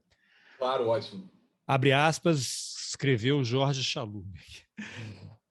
A relevância política não se limita à importância intelectual. O estudo de autores e ideias não se justifica apenas pela sua possibilidade de oferecer novos meios para compreender e refletir de forma mais complexa sobre o mundo, mas também surge como uma forma de olhar para processos políticos e sociais. Por vezes, autores sem qualquer contribuição intelectual original ou rigor são fontes interessantes para compreender visões de mundo importantes, formas de sociabilidade ou práticas políticas. Creio que esse é o caso de Olavo de Carvalho. Ele não oferece nenhuma ideia original ou sofisticada sobre o Brasil e o mundo, e por vezes recai em toscas formulações intelectuais. Todavia, para além do mérito intelectual, suas ideias interessam por seu inegável impacto público no mundo da política. Você confirma isso aí que você escreveu? Confirmo, por vezes eu discordo de mim mesmo, depois de ler, eu falo, nossa, como eu pude escrever isso? Tô brincando, mas assim, Eu nesse queria que você ponto, sim, desenvolvesse um confirmo. pouquinho esse parágrafo, porque tem tudo a ver. Ele é um cara brilhante, ele fez uma grande compilação, tem muita leitura, e aí espertamente conseguiu articular vários raciocínios, mas quando você começa a ver, não é bem isso, né? O que você pode comentar? Olha, lendo, assim, tanto, digamos, esses livros interpretativos sobre a realidade brasileira do Olavo, né, que é um tipo de livro dele, como essa trilogia, o livro sobre interpretações do Brasil, que ele coloca da década de 90, ou o debate dele com Alexander Dugin, né, que é uma figura muito próxima do Putin, mas que tem uma relação tensa lá. Tudo isso, quando você lê isso, você fala, olha, é um pensamento, digamos, muito pouco sistemático, conspiracionista, tem sempre um oculto que ele revela que é muito mal fundamentado, ele faz leituras muitas vezes precárias do ponto de vista, digamos, do rigor acadêmico dos autores, por aí vai. Enfim, assim, o Olavo não traz, mesmo nas leituras do Olavo, nas aulas que ele dava sobre os filósofos, sobre Descartes, sobre Aristóteles, mesmo sobre os autores que ele colocava no panteão dele, sobre Wegelin, enfim, que é um autor que tem uma contribuição de fato ponto que ele traz. Enfim, a verdade é que não é bom, é precário, muitas vezes lido de uma maneira parcial, recai em falsas polêmicas, é superficial, por vezes vem de uma profundidade que não tem. Enfim, esse é um ponto. Entretanto, vem outras questões, né? Eu acho que o Olavo, como várias outras figuras, não só o Olavo interessa muito publicamente como alguém que, digamos, revela parte do espírito do tempo, que revela processos sociais que estão acontecendo. E quem estuda pensamento político, muitas vezes está interessado nisso. Enfim, quando, não precisa ser, não estou deixar muito claro isso, né? De maneira nenhuma, nem mesmo aproximando as figuras. Não é isso? Mas quando eu leio o discurso do Getúlio Vargas, a Nova Política do Brasil, não estou esperando que o Getúlio Vargas me dê uma ideia original sobre o mundo. Mas eu estou interessado numa figura que foi central na história brasileira durante um tempo. Vou dizer uma outra figura que eu conheço muito bem e que eu estudei bastante. Não acho que Carlos Lacerda, com toda digamos, a boa retórica dele, o belo texto que ele tinha, apesar de eu discordar de tudo que ele colocou e de achar que ele é das figuras mais prejudiciais da história brasileira, mas eu acho que Carlos Lacerda tenha contribuído com alguma grande ideia original para o pensamento político brasileiro. Entretanto, Lacerda foi uma maneira pela qual eu estudei e que eu compreendi muito do que aconteceu no Brasil entre 45 e, diria, 70, e por aí vai. O Olavo de Carvalho é uma figura com, digamos, eu diria, muito aquém na produção intelectual do Lacerda, não dá nem para comparar, porque o Lacerda, por mais que ele não fosse um grande leitor ou alguém que trouxe as ideias originais, ele tinha um tipo de formação que me parece um passo além do Olavo de Carvalho. O Olavo de Carvalho expõe um espírito do tempo de uma mudança da imprensa brasileira, um espírito do tempo de normalização de um tipo de discurso público, um espírito do tempo em relação a determinadas elites econômicas, um espírito do tempo em relação a determinadas elites políticas. Então, ele me parece um tema interessantíssimo de estudo, que tem, aliás, portas abertas para muito mais gente se debruçar sobre isso. Quem se interessar sobre as coisas, tiver um pouco de estômago, por aí vai. Enfim, ele acaba sendo uma chave de leitura, por mais que ele não tenha uma contribuição, digamos, original, sofisticada, complexa sobre o mundo, que é, por exemplo, que por vezes eu busco em outros autores. Enfim, quando eu estou lendo autores contemporâneos que me agradam e que eu olho, ou clássicos, é isso. E eu falo, não, esse autor, ele tem, por mais que eu possa discordar dele, ele tem um ponto aqui original interessante. Então, um exemplo. Carl Schmitt, que é um autor que aderiu ao nazismo, um intelectual reacionário alemão. Eu discordo de tudo que o Carl Schmitt pensou ou fez na vida dele. Eu sempre estaria numa posição política oposta ao Carl Schmitt. Entretanto, o Carl Schmitt é um autor brilhante. É um autor que, quando eu leio ele, mesmo discordando de tudo que ele coloca, eu falo, nossa, quando eu leio um ponto do Carl Schmitt, eu falo, ele tem pontos aqui que me fazem pensar muito. Confesso que não está muito longe de ser o caso do Olavo de Carvalho. O Olavo de Carvalho não propõe interpretações, digamos, Faz complexas pensar sobre o muito para mundo. confirmar que você pensa exatamente o contrário. Claro, o que é muitas vezes fundamental do autopensamento, né? Assim, da maneira como eu coloco, pensar é se defrontar com o diferente, é se defrontar com a alteridade, se defrontar com a tensão, enfim. Inclusive, isso vale para academia, isso vale para não acadêmicos. Se você só lê com quem você concorda a princípio, você vai, em parte, digamos, tornando suas ideias cada vez mais sem vício, sem cor, sem força. Então, isso é ponto fundamental. Mas o ponto o Olavo não é essa figura.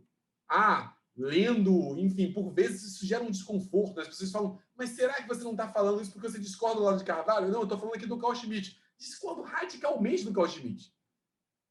Carl Schmitt é um grande autor para você pensar a teoria política. Eu boto Carl Schmitt nos cursos obrigatórios de política. Assim como eu boto Lenin, tudo bem? Então, os dois Sim, lá mas colocados. aí a gente tem que fazer uma distinção. Você é um acadêmico, né? Sim, Você estuda o claro. tema, jamais as pessoas vão poder considerar o que você está dizendo como uma referência mais genérica, assim, porque você é um cara preparado e fora da curva. Agora, quando a editora Record coloca o livro dele na Livraria Cultura, naquela roda e tal, eu conheço uma pessoa que, não vou dizer o nome aqui, mas em 2014, 2013, ele, todo sábado, ele era aluno do Olavo de Carvalho, filho de um professor da UNB e de uma jornalista, e todo sábado ele ia lá, ligava o computador e assistia às aulas e falava, né? Eu confesso que eu nunca li Olavo de Carvalho, e o Olavo de Carvalho só entrou realmente no radar por causa do Bolsonaro. Eu nunca li os livros dele, não estava acompanhando, acho que eu nunca cheguei a ler artigo dele na imprensa.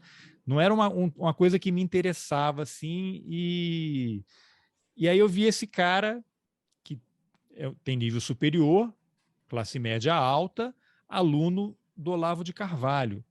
Mas é uma pessoa que não tem o preparo que você tem, não leu as obras que você leu e uma incapacidade de fazer essa análise crítica em cima do que está lendo, que é 99% das pessoas. No Brasil, quem não está acompanhando, não estou exagerando aqui, né, para causar uma polêmica aqui, mas as pessoas não leram, as pessoas não leem. Sim. É aquilo que você falou, o cara comprou lá tudo que você precisa saber para não ser um idiota. Se ele tivesse lido o livro inteiro, era uma coisa. Agora o cara pega, esse livro é grande, né? Ele leu um texto, um capítulo, um parágrafo, ou uma resenhazinha, ou leu a orelha e pronto. Ele já está especialista em Olavo de Carvalho. Na entrevista que ele deu para Pedro Bial, ele fala que mais de 20 mil pessoas fizeram o curso dele. Então, você tem pessoas que entram nesse curso achando que vão aprender filosofia, que vão aprender a dialogar, a participar de um debate, e estão recebendo informações falsas, por exemplo, que não houve um golpe em 64, que a população queria aquilo. Isso para citar umas coisas, uma coisa só, né? E aí você tem, por exemplo, o próprio Olavo fala nessa entrevista ao Bial, eu sugiro que as pessoas assistam, porque ali eu achei um absurdo você dar 40 minutos para o cara na maior emissora do país. No entanto, ali você tem elementos que ajudam a compreender isso, a compreender a própria Globo, a compreender o Bial e o Olavo. O próprio Olavo fala que a obra dele, ele não está preocupado com a política do dia a dia, e que a obra dele só será conhecida e terá a relevância, o reconhecimento após a morte dele, que acabou de acontecer. Então eu pergunto, que ele está preocupado em mudar gerações, ele não está preocupado agora, ele está preocupado com aquilo lá da tese, né? Os professores que vão aceitar a tese de direita e vão barrar os comunistas das universidades. Aí eu te pergunto, qual é o legado do Olavo de Carvalho? Porque é um cara que tem esse, eu não sei se é um termo exagerado, um vazio intelectual, porque o cara que ele lê muito, ele tem uma capacidade de citar autores, de pegar uma frase no meio de um texto, ou um parágrafo de um livro, e torcer aquilo para justificar, né? Igual a história do cara que pega o estudo dizendo que a cloroquina é útil, ele vai lá e pega no meio do texto uma frase dizendo que deu um resultado, aí, mas não pega a conclusão, dizendo que o outro resultado não deu certo, tem que fazer mais não sei quantos mil exames para poder, e tal, não pega a conclusão, ele pega um texto e encaixa aquilo no que ele interessa. Aí o cara escreve bem, fala bem e tem uma legião de seguidores. Aí eu te pergunto, que legado do mal é esse que vai ficar para o Brasil? Porque ele não tem influência só no Brasil, né? O cara vai jantar na embaixada, na residência do embaixador do Brasil, ao lado do presidente da República e do Bannon, e da ultradireita americana, daqueles movimentos católicos, radicais, cristãos. Então, ele não é um cara que está perdido aí. Ele tem uma rede que a gente conhece só uma parte, né? O que você Não, pode comentar dessa confusão aí? não, só em relação ao ponto anterior, que você mencionou o papel do Andreasa no ponto, eu não concordo com você sobre esse aspecto, assim. Deixa eu formular, porque esse é um tema delicado, né? Eu sou a favor de que você publique o Carl Schmitt como um clássico do pensamento político. Agora, eu acho que o modo pela qual a editora Record, digamos, Eles depois que saiu, repaginaram o Olavo, frase do próprio. Eu queria até ouvir uma entrevista do Andreasa, o que ele tem a falar sobre esse papel dele nesse processo.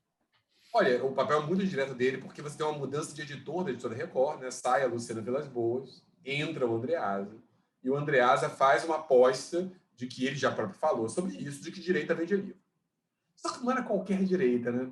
Ele na verdade, mobilizou uma série de autores, digamos, de péssima qualidade na formulação do debate público mesmo, e que traziam ideias, a naturalização de ideias, de ataques a minorias, de ataque explícito à democracia. Saiu virando chave e acionando gatilhos. A verdade é que a editora Record, isso é um ponto, a editora Record fez transformou isso numa marca vendável, né? Fez um trabalho de rebranding, como diriam os publicitários. Não, inclusive é o termo que ele usa, está no livro da Camila, ele usa essa frase lá. É isso. Ele coloca isso. Além disso, a verdade é que você teve uma presença dos intelectuais da ultradireita na mídia tradicional brasileira, que eu não vou falar para vocês que eu fiz uma análise sistemática para colocar, mas pela minha leitura de jornais tradicionais, digamos, de outros países, não aconteceu da mesma maneira. Isso quer dizer, não aconteceu. Aí todo mundo vai colocar, sei lá, o The Guardian é de esquerda. Mas tudo bem, mas o Figaro não é, entendeu? E o Figaro, na França, não abriu espaço para intelectuais vinculados à família Le Pen. Não foi isso que aconteceu. A verdade é que, sob um argumento de uma pluralidade, se normalizou no debate público argumentos que, pela ultradireita, são argumentos profundamente autoritários, são argumentos de um ataque explícito em relação à democracia, são argumentos de muito frequente ataque em relação a minorias. Em termo amplo. Não, você tem, não precisa ir longe, você tem esse exemplo aqui no Brasil, a Folha de São Paulo, em nome esse tal do pluralismo, que aí você tem esses colunistas fazendo esses artigos aí resulta o quê? Num abaixo-assinado de mais de 200 profissionais da casa contra o jornal. E aí a resposta do diretor de redação é: reconheço como legítimo abaixo-assinado, mas esse abaixo-assinado está errado. Vocês estão atacando os pilares da Folha. Então, e não é que eles não sabem, eles confundem liberdade de expressão com discurso de ódio. Eles sabem, ali não tem ninguém bobo, né? E aí eu lembro sempre de uma história do New York Times, que o editor de opinião, a editoria de opinião publicou o artigo de um senador republicano cheio de mentiras, em relação ao governo Trump e tal. O editor, acho que estava de folga, aí o segundo lá colocou, mas ele bancou a publicação. E teve uma reação enorme que resultou na demissão do editor de opinião. E aí teve uma outra publicação lá, de vez em quando eu coloco aí nas redes sociais, uma publicação que fez um artigo, uma matéria contando esse episódio, que a redação se mobilizou contra a publicação do artigo, porque estava cheio de mentira, e a frase da matéria era: um jornal não tem que publicar os dois lados quando um dos lados é o fascismo. Pronto. Só que no Brasil é isso que você falou, nem o Le Figaro fazia isso, não sei o quê. No Brasil faz e tudo bem. E quando as pessoas reagem, a direção vai para cima. Ou seja, eles sabem o que estão fazendo. Não tem essa de... O debate público europeu, por exemplo, e mesmo o americano até certo momento, ele colocou uma linha de separação em relação a determinados discursos de ódio que foi muito facilmente rompida. E eu acho que o fato de você ter, digamos, a naturalização de discurso público de crítica em relação à esquerda tem um papel absolutamente central nisso, no ponto. Porque é isso, até quando eu estava falando antes da trajetória do Olavo de Carvalho, né? Tem uma aproximação por parte das elites com esses ciclos, que eu acho que a aproximação com o Instituto Milênio é muito relevante, e tem digamos, uma linguagem das redes sociais que casa muito com uma linguagem pública que ele já vinha desenvolvendo. A linguagem do palavrão, a linguagem da ofensa, a linguagem de esse ponto. Agora, o ponto também, antes de entrar no legado, até estou dando uma volta aqui, mas o ponto é que eu acho que as razões dessa popularização estão em parte na retórica dele, que era eficiente, que eu acho mais uma coisa que a gente tem que colocar. Reconhecer, digamos, que ele não contribui teoricamente, não quer dizer apontar, não, ele era um idiota do ponto de vista, ele não articulava A com B, não, ele era muitas vezes um impostor, uma figura agressiva, uma figura que a gente pode eticamente colocar, mas ele tinha uma retórica pública eficiente, seja no texto escrito, seja na fala. No texto escrito, ele tinha um texto direto, e isso também estava na fala, que ele articulava algo que parecia muito erudito com uma linguagem corrente.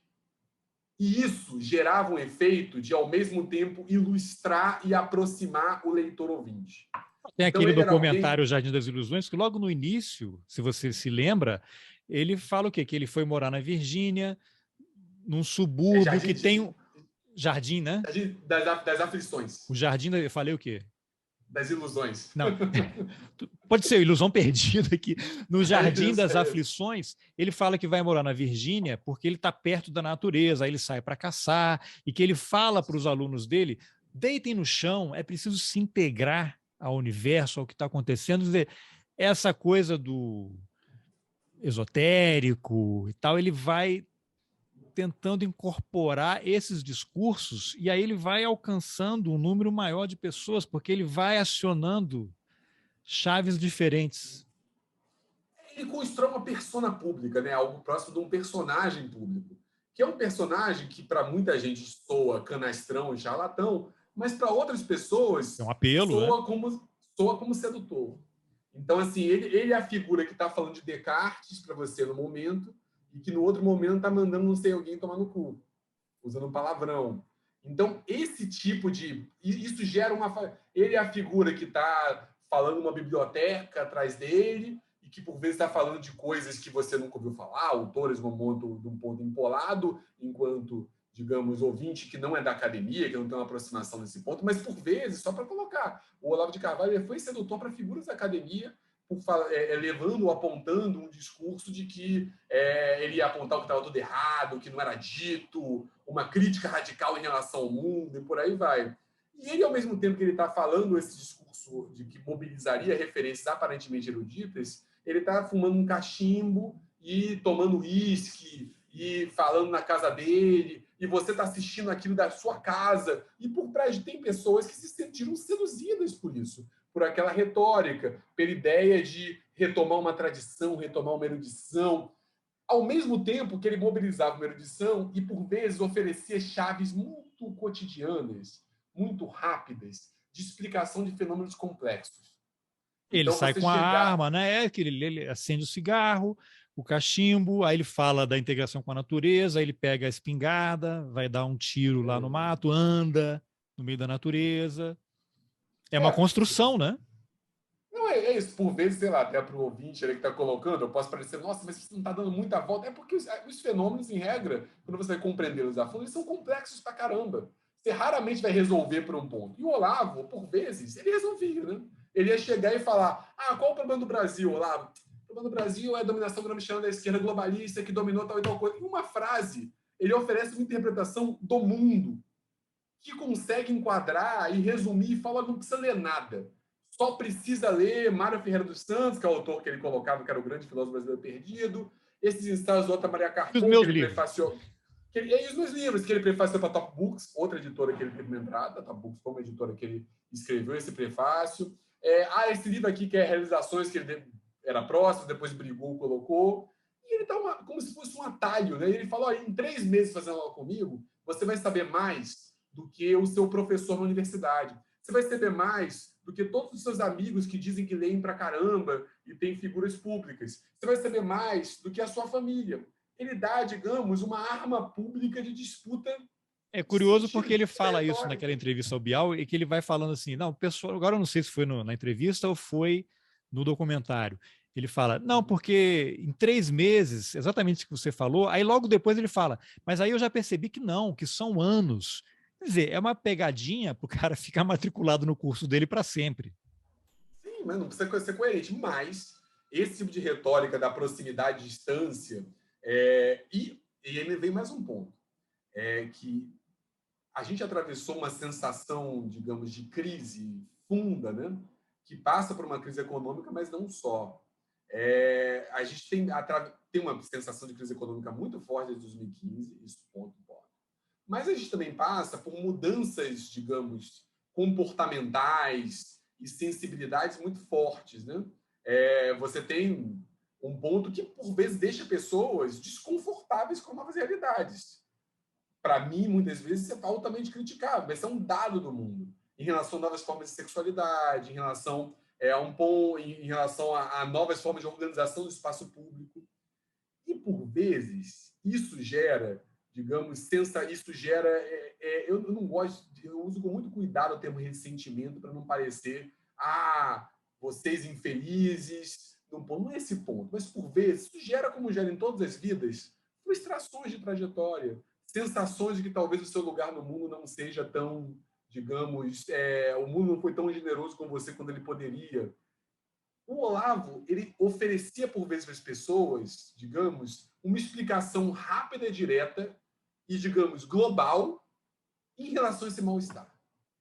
Então, num sentimento de crise profunda, ele oferecia uma explicação e uma terapêutica muito direta. Faça minhas aulas, leia tal ponto, não perca uma discussão, humilhe o seu adversário, debata, use sua arma. E ele oferecia digamos, uma forma de estar no mundo. E, por vezes, pensando nas redes sociais, ele também oferecia um senso de comunidade para as pessoas. Eu agora faço parte do grupo de leitores do Olavo, do grupo de leitores do Mário Ferreira dos Santos, do grupo de leitores que conhece tal e tal coisa, que recebeu o Roger Scruton no Brasil e que está lendo aqui a obra dele. Enfim, ele oferece um lugar fundo. Então, eu acho que parte da compreensão do Olavo passa por isso, né? Passa por esse ponto, mas que tudo se amparava, isso é fundamental colocar, nas suas habilidades retóricas públicas. Ele era um bom, assim, de capacidade de mobilizar as pessoas. Como que uma pessoa pode ter acreditado nisso? Isso é uma boa pergunta para muitos pontos, mas as pessoas acreditaram, isso é um fato, né? Muita gente acreditou, ele teve muitos alunos, chegou a ter alcançou as centenas de milhares de livros vendidos. O mercado editorial brasileiro é altamente notável, não é isso? O quanto ele vendeu com a coletânea de artigos do Felipe Moura Brasil, né, que é o Tudo que Você Precisa Saber para Não Ser Idiota, que é de 2013, pegando um ponto, né, o livro começou a vender imediatamente a partir desse ponto, que é um livro que vendeu mesmo dele. Eu acho que o Imbecil Coletivo foi relançado, vendeu, mas o que ele vendeu muito foi o Tudo que Você Precisa Saber para Não Ser Idiota, que foi editado pela Andreasa e organizado pelo Felipe Moura Brasil. Também uma grande visualização nas redes sociais, um número de alunos que mobilizavam, uma presença com imagem pública. alcançar isso. Então, a gente tem que partir disso como um fato. O Olavo de Carvalho atuou no mundo, colocou. Agora, qual o legado que ele fica? E aí vem a sua pergunta que você colocou que eu não esqueci. O legado do Olavo, para mim, ele traz um legado inegável, que é um legado de, para mim, normalização de discursos públicos que não eram aceitáveis até pouco tempo atrás. Ele não faz isso sozinho, ele faz isso como parte de um grupo muito mais amplo e com alianças e com proximidade com um grupo ainda mais amplo, mas o Olavo naturalizou ataques a minorias, naturalizou discursos públicos racistas que a gente não conseguia tolerar, naturalizou um desprezo pelas conquistas democráticas brasileiras. Isso é um legado do Olavo de Carvalho. Outro legado do Olavo de Carvalho é ajudar a constituir digamos, um sistema público intelectual de consumidores de ideias da outra direita, o que está relacionado ao primeiro ponto. Ele vai produzir, e ele surge aí como um tipo de intelectual público a ser imitado por outros. Vão tentar surgir imitadores, já surgiram figuras que tentam imitar o estilo público do Olavo de Carvalho. No uso do YouTube, no tom dos textos, no uso da retórica, na forma de debater publicamente. Esse é outro legado do Olavo de Carvalho que está relacionado, digamos, com o primeiro, né?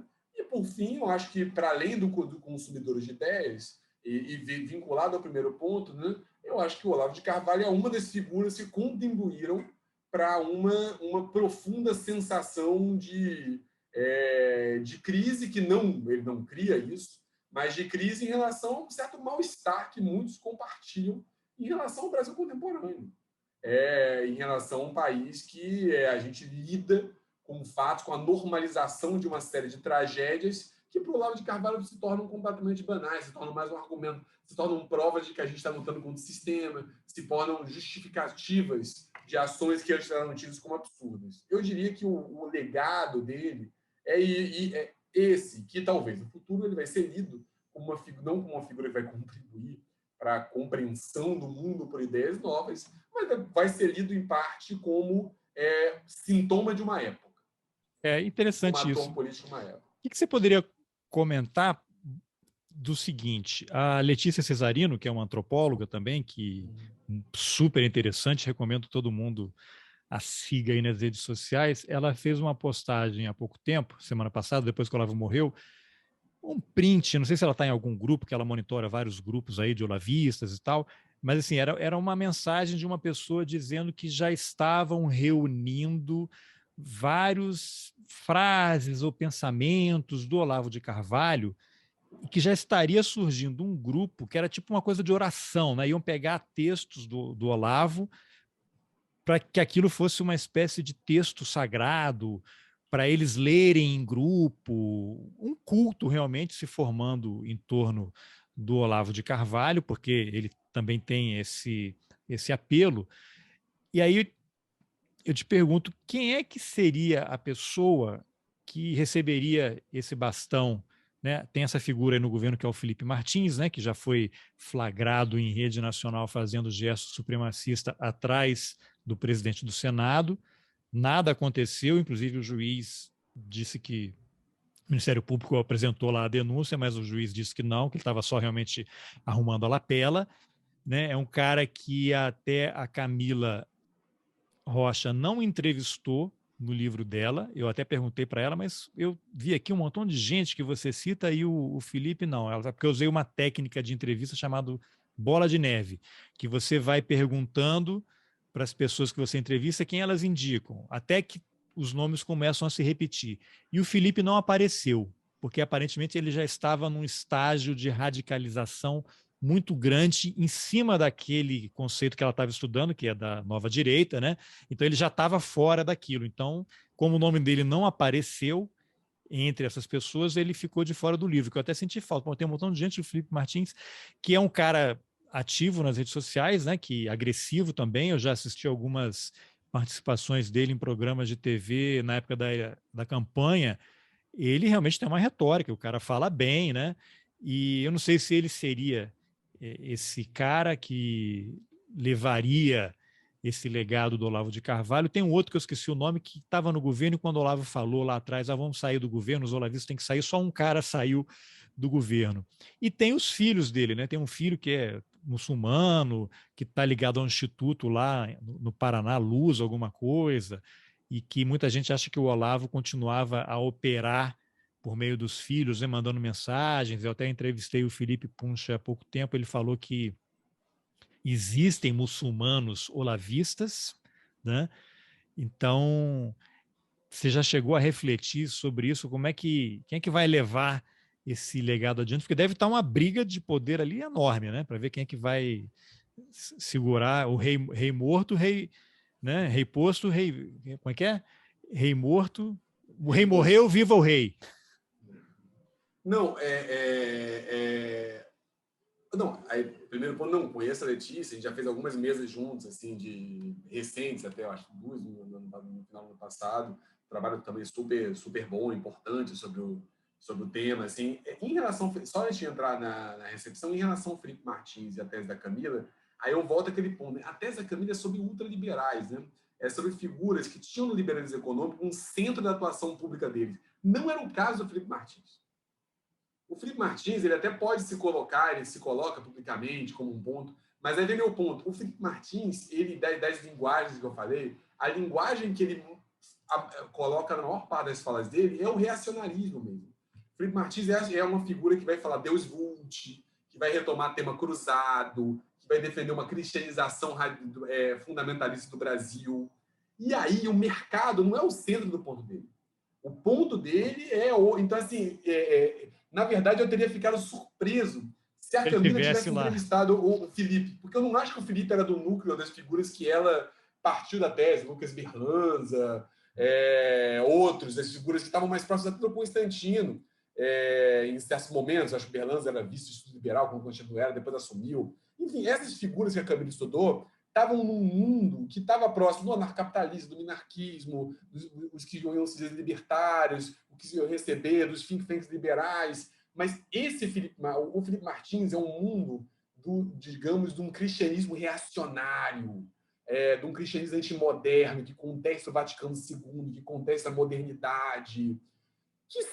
Aí vem um ponto. Esses grupos que vai me ajudar a responder a sua questão da sugestão da Letícia. Esses grupos sempre existiram. Quer dizer, tem um trabalho muito bom dos meus colegas da Juiz de Fora, do Odilon e do Leandro, que pega uma tradição integralista, também figuras super competentes. O integralismo sempre teve presente.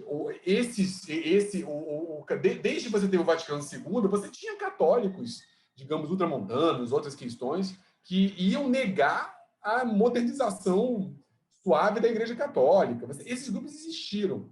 Assim como você tem agora esse grupo de um culto em torno do Olavo de Carvalho, que é o que a Letícia sugere. A questão é, qual é o impacto disso no debate público? Porque você vai ter grupos neonazistas sempre existindo no Brasil, mas com pequeníssimo impacto no debate público. Com pequeníssimo impacto, né, no macro cenário. Claro, eles vão ter impacto no micro cenário, podem matar gente, isso é terrível, eles têm que ser, digamos, você tem que lidar, digamos, por vezes até por meio criminalmente com esses grupos. No caso dos neonazis. Mas, assim, do ponto de vista público, eles são um ator central.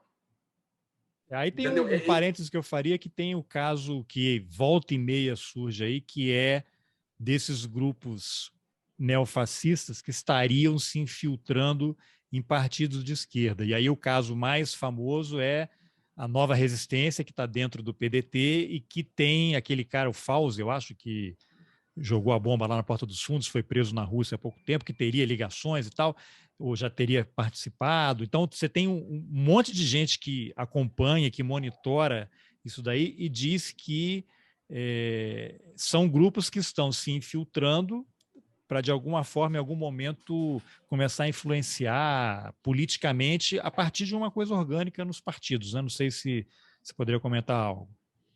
Eu conheço isso como. Eu não sou alguém que, digamos, monitora grupos de extrema-direita, sabe?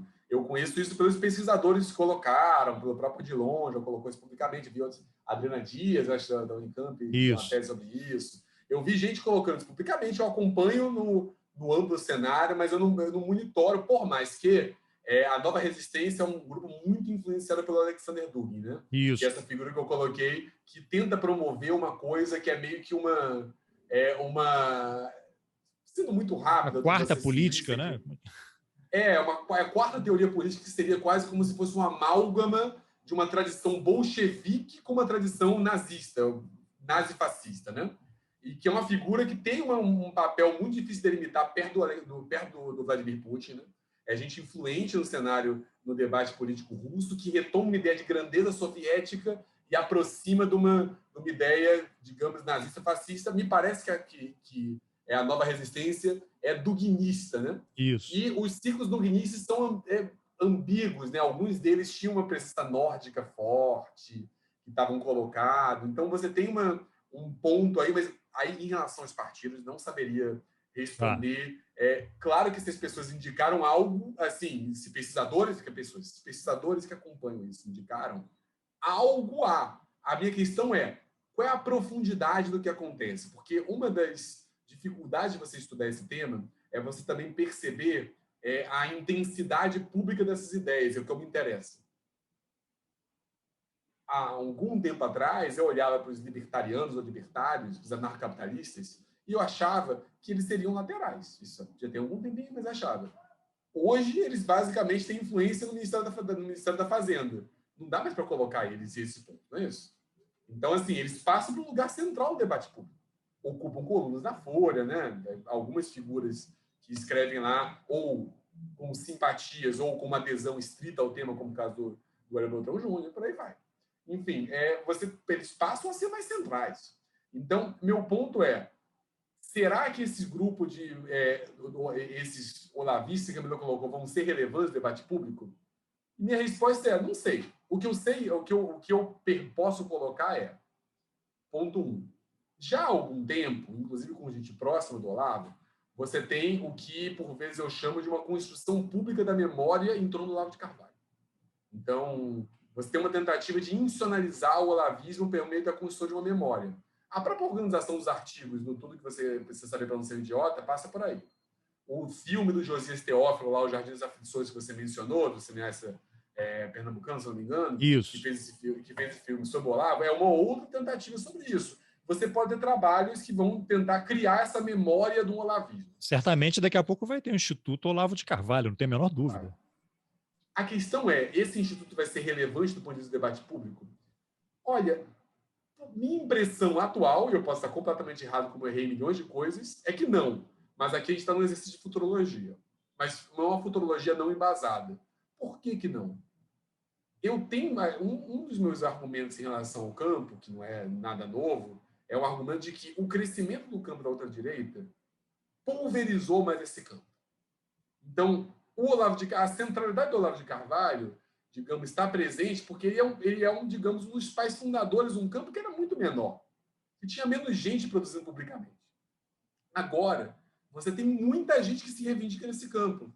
Aliás, parênteses, inclusive gente, eu não vou citar diretamente, porque também não quero colocar, mas inclusive figuras que escrevem que você passou a ter um novo estilo público, que é o olavista arrependido, né?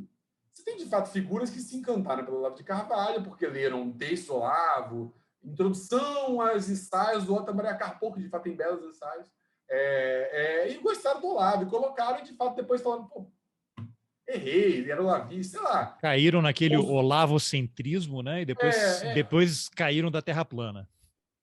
Se afirmam como democratas, se afirmam como liberais, se afirmam como diz que tanto faz. Se for como pessoas que estão, digamos, afirmando publicamente uma adesão à democracia, e claro que ninguém seria sempre contrário a você falar não fez isso, tem que excluir essa pessoa do debate público. Pelo amor de Deus, claro que não é isso. Mas você tem figuras que, digamos, continuam sendo olavistas sem Olavo. Que você olha as ideias políticas e você vê, entendeu, muito diretamente que, na verdade, dizem rompi com o Olavo, porque vi que o Olavo era problemático. E aí o autor de cabeceira é o Adrian Vermeule, que é um professor da Faculdade de Direito de Harvard, que é uma figura que é um justificador de uma presidência imperial nos Estados Unidos a partir do trumpismo, sabe? algo que, para mim, é É igual evidentemente aquele autoritário. conhecido que diz que odeia o Bolsonaro, votou no Bolsonaro, se arrependeu, odeia, mas defende todas as ideias do Bolsonaro. O cara é bolsonarista, mas não se dá conta de que é. Então, parte da narrativa pública dos bolsonaristas dos olavistas arrependidos, desculpa, passa um pouco por aí, por figuras que estão no campo que vão disputar esse campo. Mas eu acho que o campo hoje é muito mais pulverizado. Eu acho difícil que tenha uma figura que em algum momento tenha se tornado sinônimo do campo. Você vai olhar e você vai citar uma série de nomes que vão disputar essa memória, entendeu? Tá. Agora, Jorge, Você para a vai ter uma gente. série. Sim, uma série. É isso. E aí, só um ponto, só para fechar uma frase a mais, talvez o Olavo seja apenas uma memória. Os livros dele fiquem como parte da história da construção desse campo e os novos Olavo, e as novas figuras sejam como o Olavo seja completamente lateral para elas. No máximo, elas mencionem ele como uma memória, ou até não mencionem porque vai mudar. É difícil a gente saber isso. O que eu acho que a gente sabe hoje é que o campo é mais complexo, o campo ocupa espaço público, o campo ocupa espaço editorial e o campo da ultradireita vai intelectualmente durar, o que não passa pelo legado do Olavo. É interessante, porque você menciona aí os livros, eu vou até pegar aqui, porque alguém colocou nas redes sociais, logo depois da morte dele. Peraí, deixa eu botar aqui, que aí eu vou falar o nome certo. Peraí. Vou pegar aqui. Você falou, os livros dele vão ficar e tal. Aí, alguém colocou não sei se foi no Twitter, entrou na Amazon, site da Amazon, aí tem lá, Olavo de Carvalho, o mínimo que você precisa saber para não ser um idiota. R$ 449,90. Aí você tem livros, outros deles estão assim, 500, 1.500. Aí tem assim, como vencer um debate sem precisar ter razão. Em 38 estratagemas, dialética erística. Esse aqui está R$ 28. Mas assim, os Mas livros isso ficaram. esse do Schopenhauer, né? Ele apenas ajudou a traduzir isso aí. Pois é, que aqui aparece só o nome, né? Tá como Olavo, né? Não fala. Aí, mas assim, tem outros. Então, eu acho ótimo, né, que os livros fiquem caros, porque as pessoas não vão poder comprar para poder não disseminar esse pensamento aí. Mas uma loucura, porque começa R$ 1.500, R$ 800, R$ 900, assim, dias depois da morte, porque a editora Record também tinha cancelado o contrato, não renovou o contrato, não ia publicar mais. Mas certamente vai ter um Instituto Mises Brasil que vai começar a publicar, vai ter PDF, uma coisa bem, bem de graça. Agora, Eu acho que vai popularizar. Agora, eu acho assim, a influência dele vai se fazer muito menos pelos livros, assim, vai colocar, e muito mais por textos curtos e afirmações de redes sociais que vão durar, memes, né? E por aulas curtas também, assim, por coisas curtas, isso diretamente. Mas a influência dele é muito mais indireta, né? Por ter, na verdade, formado pessoas que vão também continuar atuando. Agora, uma última pergunta aqui para a gente encerrar. O que você poderia comentar sobre Brasil Paralelo? Onde é que a produtora Brasil Paralelo se encaixa nessa equação aí? Olha, a produtora Brasil Paralelo, ela me parece ter alguma proximidade com esse imaginário olavista, porque ela tem uma certa retórica, como o imaginário da ultradireita como um todo, de expor a verdade sobre a história do Brasil, não é isso? O lado não contado, A verdade deles, o, né? de expor o que eles chamam de verdade, né? Isso, não expor a verdade, de querer mostrar o que de fato aconteceu, que os livros não didáticos não mostram, não é isso? Então, eles passam por uma ideia de criar uma história que não está dita pelos gramscianos que dominam pelo comunismo hegemônico. Isso é muito próximo do ponto do Olavo. Eu tive contato com parte dos vídeos com objeto de estudo, assim, para analisar. Isso, eles vão sempre tentar, digamos, criar um ambiente em que eles aparentemente estão revelando por especialistas o que não se sabe. O muito que eu analisei estava em torno de 64, da memória de 64, que ele escreveu uma coisa que ele não escrevendo, mas eu vi alguns vídeos, eu vi o documentário, no ponto. Então, assim, isso tem muito essa ideia de reescrever, digamos, eventos históricos de um ponto de vista que não precisa de uma grande fundamentação pública e você, digamos, vender essa verdade não dita. Isso está próximo. Eu não sei dizer, do ponto de vista dos contatos, se essas figuras foram alunos do Olavo, não sei dizer. Mas existe, sim, evidentemente, uma afinidade eletiva entre os vídeos digamos, alunos do Olavo e o próprio Olavo colocados. E me parece que o Brasil Paralelo, hoje em dia, tem uma ideia de surfar no mercado de vídeos didáticos, de vídeos no ponto, e que é uma empresa cada vez mais estruturada, mas isso eu estou tirando uma reportagem da Piauí, que eu vi, acho que 2 meses, que é uma reportagem sobre o Brasil Paralelo, que mostra uma aposta mercadológica, ao que parece pela reportagem muito bem sucedida, do ponto. Mas, assim, como retórica pública, eu acho que tem uma aposta em um certo revisionismo histórico, né? Eu estou usando o termo no sentido rigoroso do revisionismo, um certo revisionismo histórico como produto vendável em redes sociais. Mas E isso que se tem aproxima do Olavo. consequências graves, né? Porque isso é um problema, né? Gravíssimos. Gravíssimos. É preocupante, sobretudo porque esses vídeos são, por vezes, produzidos para circular em alunos jovens, né? Que vão ter contato com um material que é muito, digamos, por vezes é muito vendável, é eloquente retoricamente, mas que, na verdade, ignora... Não, e muitos vão estar recebendo essa informação como primeira informação, né? Não Sim, tem como comparar. Isso. No YouTube você já tem estudos de dinâmica de algoritmos de redes sociais que, por vezes, a rede social e o próprio YouTube te joga para caminho de radicalização, né? O aluno vai jogar Sim. lá e jogar assim, golpe de 64. Vai aparecer um vídeo muito visualizado do Brasil Paralelo em que vai dizer, na verdade, que não foi golpe, que foi uma revolução para evitar os comunistas colocados. Esse aluno vai chegar na sala de aula dele, vai falar dos colegas, vai falar para a professora, vai confrontá-la e por aí vai ter a ideia muito firme de que ele teve acesso a algo que a escola não mostra a ele, que os pais não colocam. Mas, eventualmente, os pais vão ouvir ele falando: ah, bom, meu filho, está pesquisando mais, né? Essa coisa de vídeo. Então, isso é altamente... É perigoso, é muito perigoso. É. E eu fico muito temeroso disso, de como isso vai se desdobrar, assim. Bem, Jorge, cara, uma super conversa. É um tema que acho que a gente tem que voltar, né? Porque como o próprio Olavo lançou a maldição dele, né? O pensamento dele vai crescer depois da morte dele, né? Então a gente tem que estar acompanhando isso aí para pelo menos informar as pessoas com o mínimo possível, né? Cara, parabéns pelo artigo aí e obrigado pela entrevista. Não, eu que agradeço. Foi um prazer, Carlos, vir aqui. Como eu falei, eu acho o podcast ótimo, assim. E é isso. Muito, muito obrigado pelo convite. Fico feliz de ter conversado aqui. A conversa fluiu super bem, assim. Foi um prazer assim, a gente ter trocado essa ideia durante a manhã. Beleza.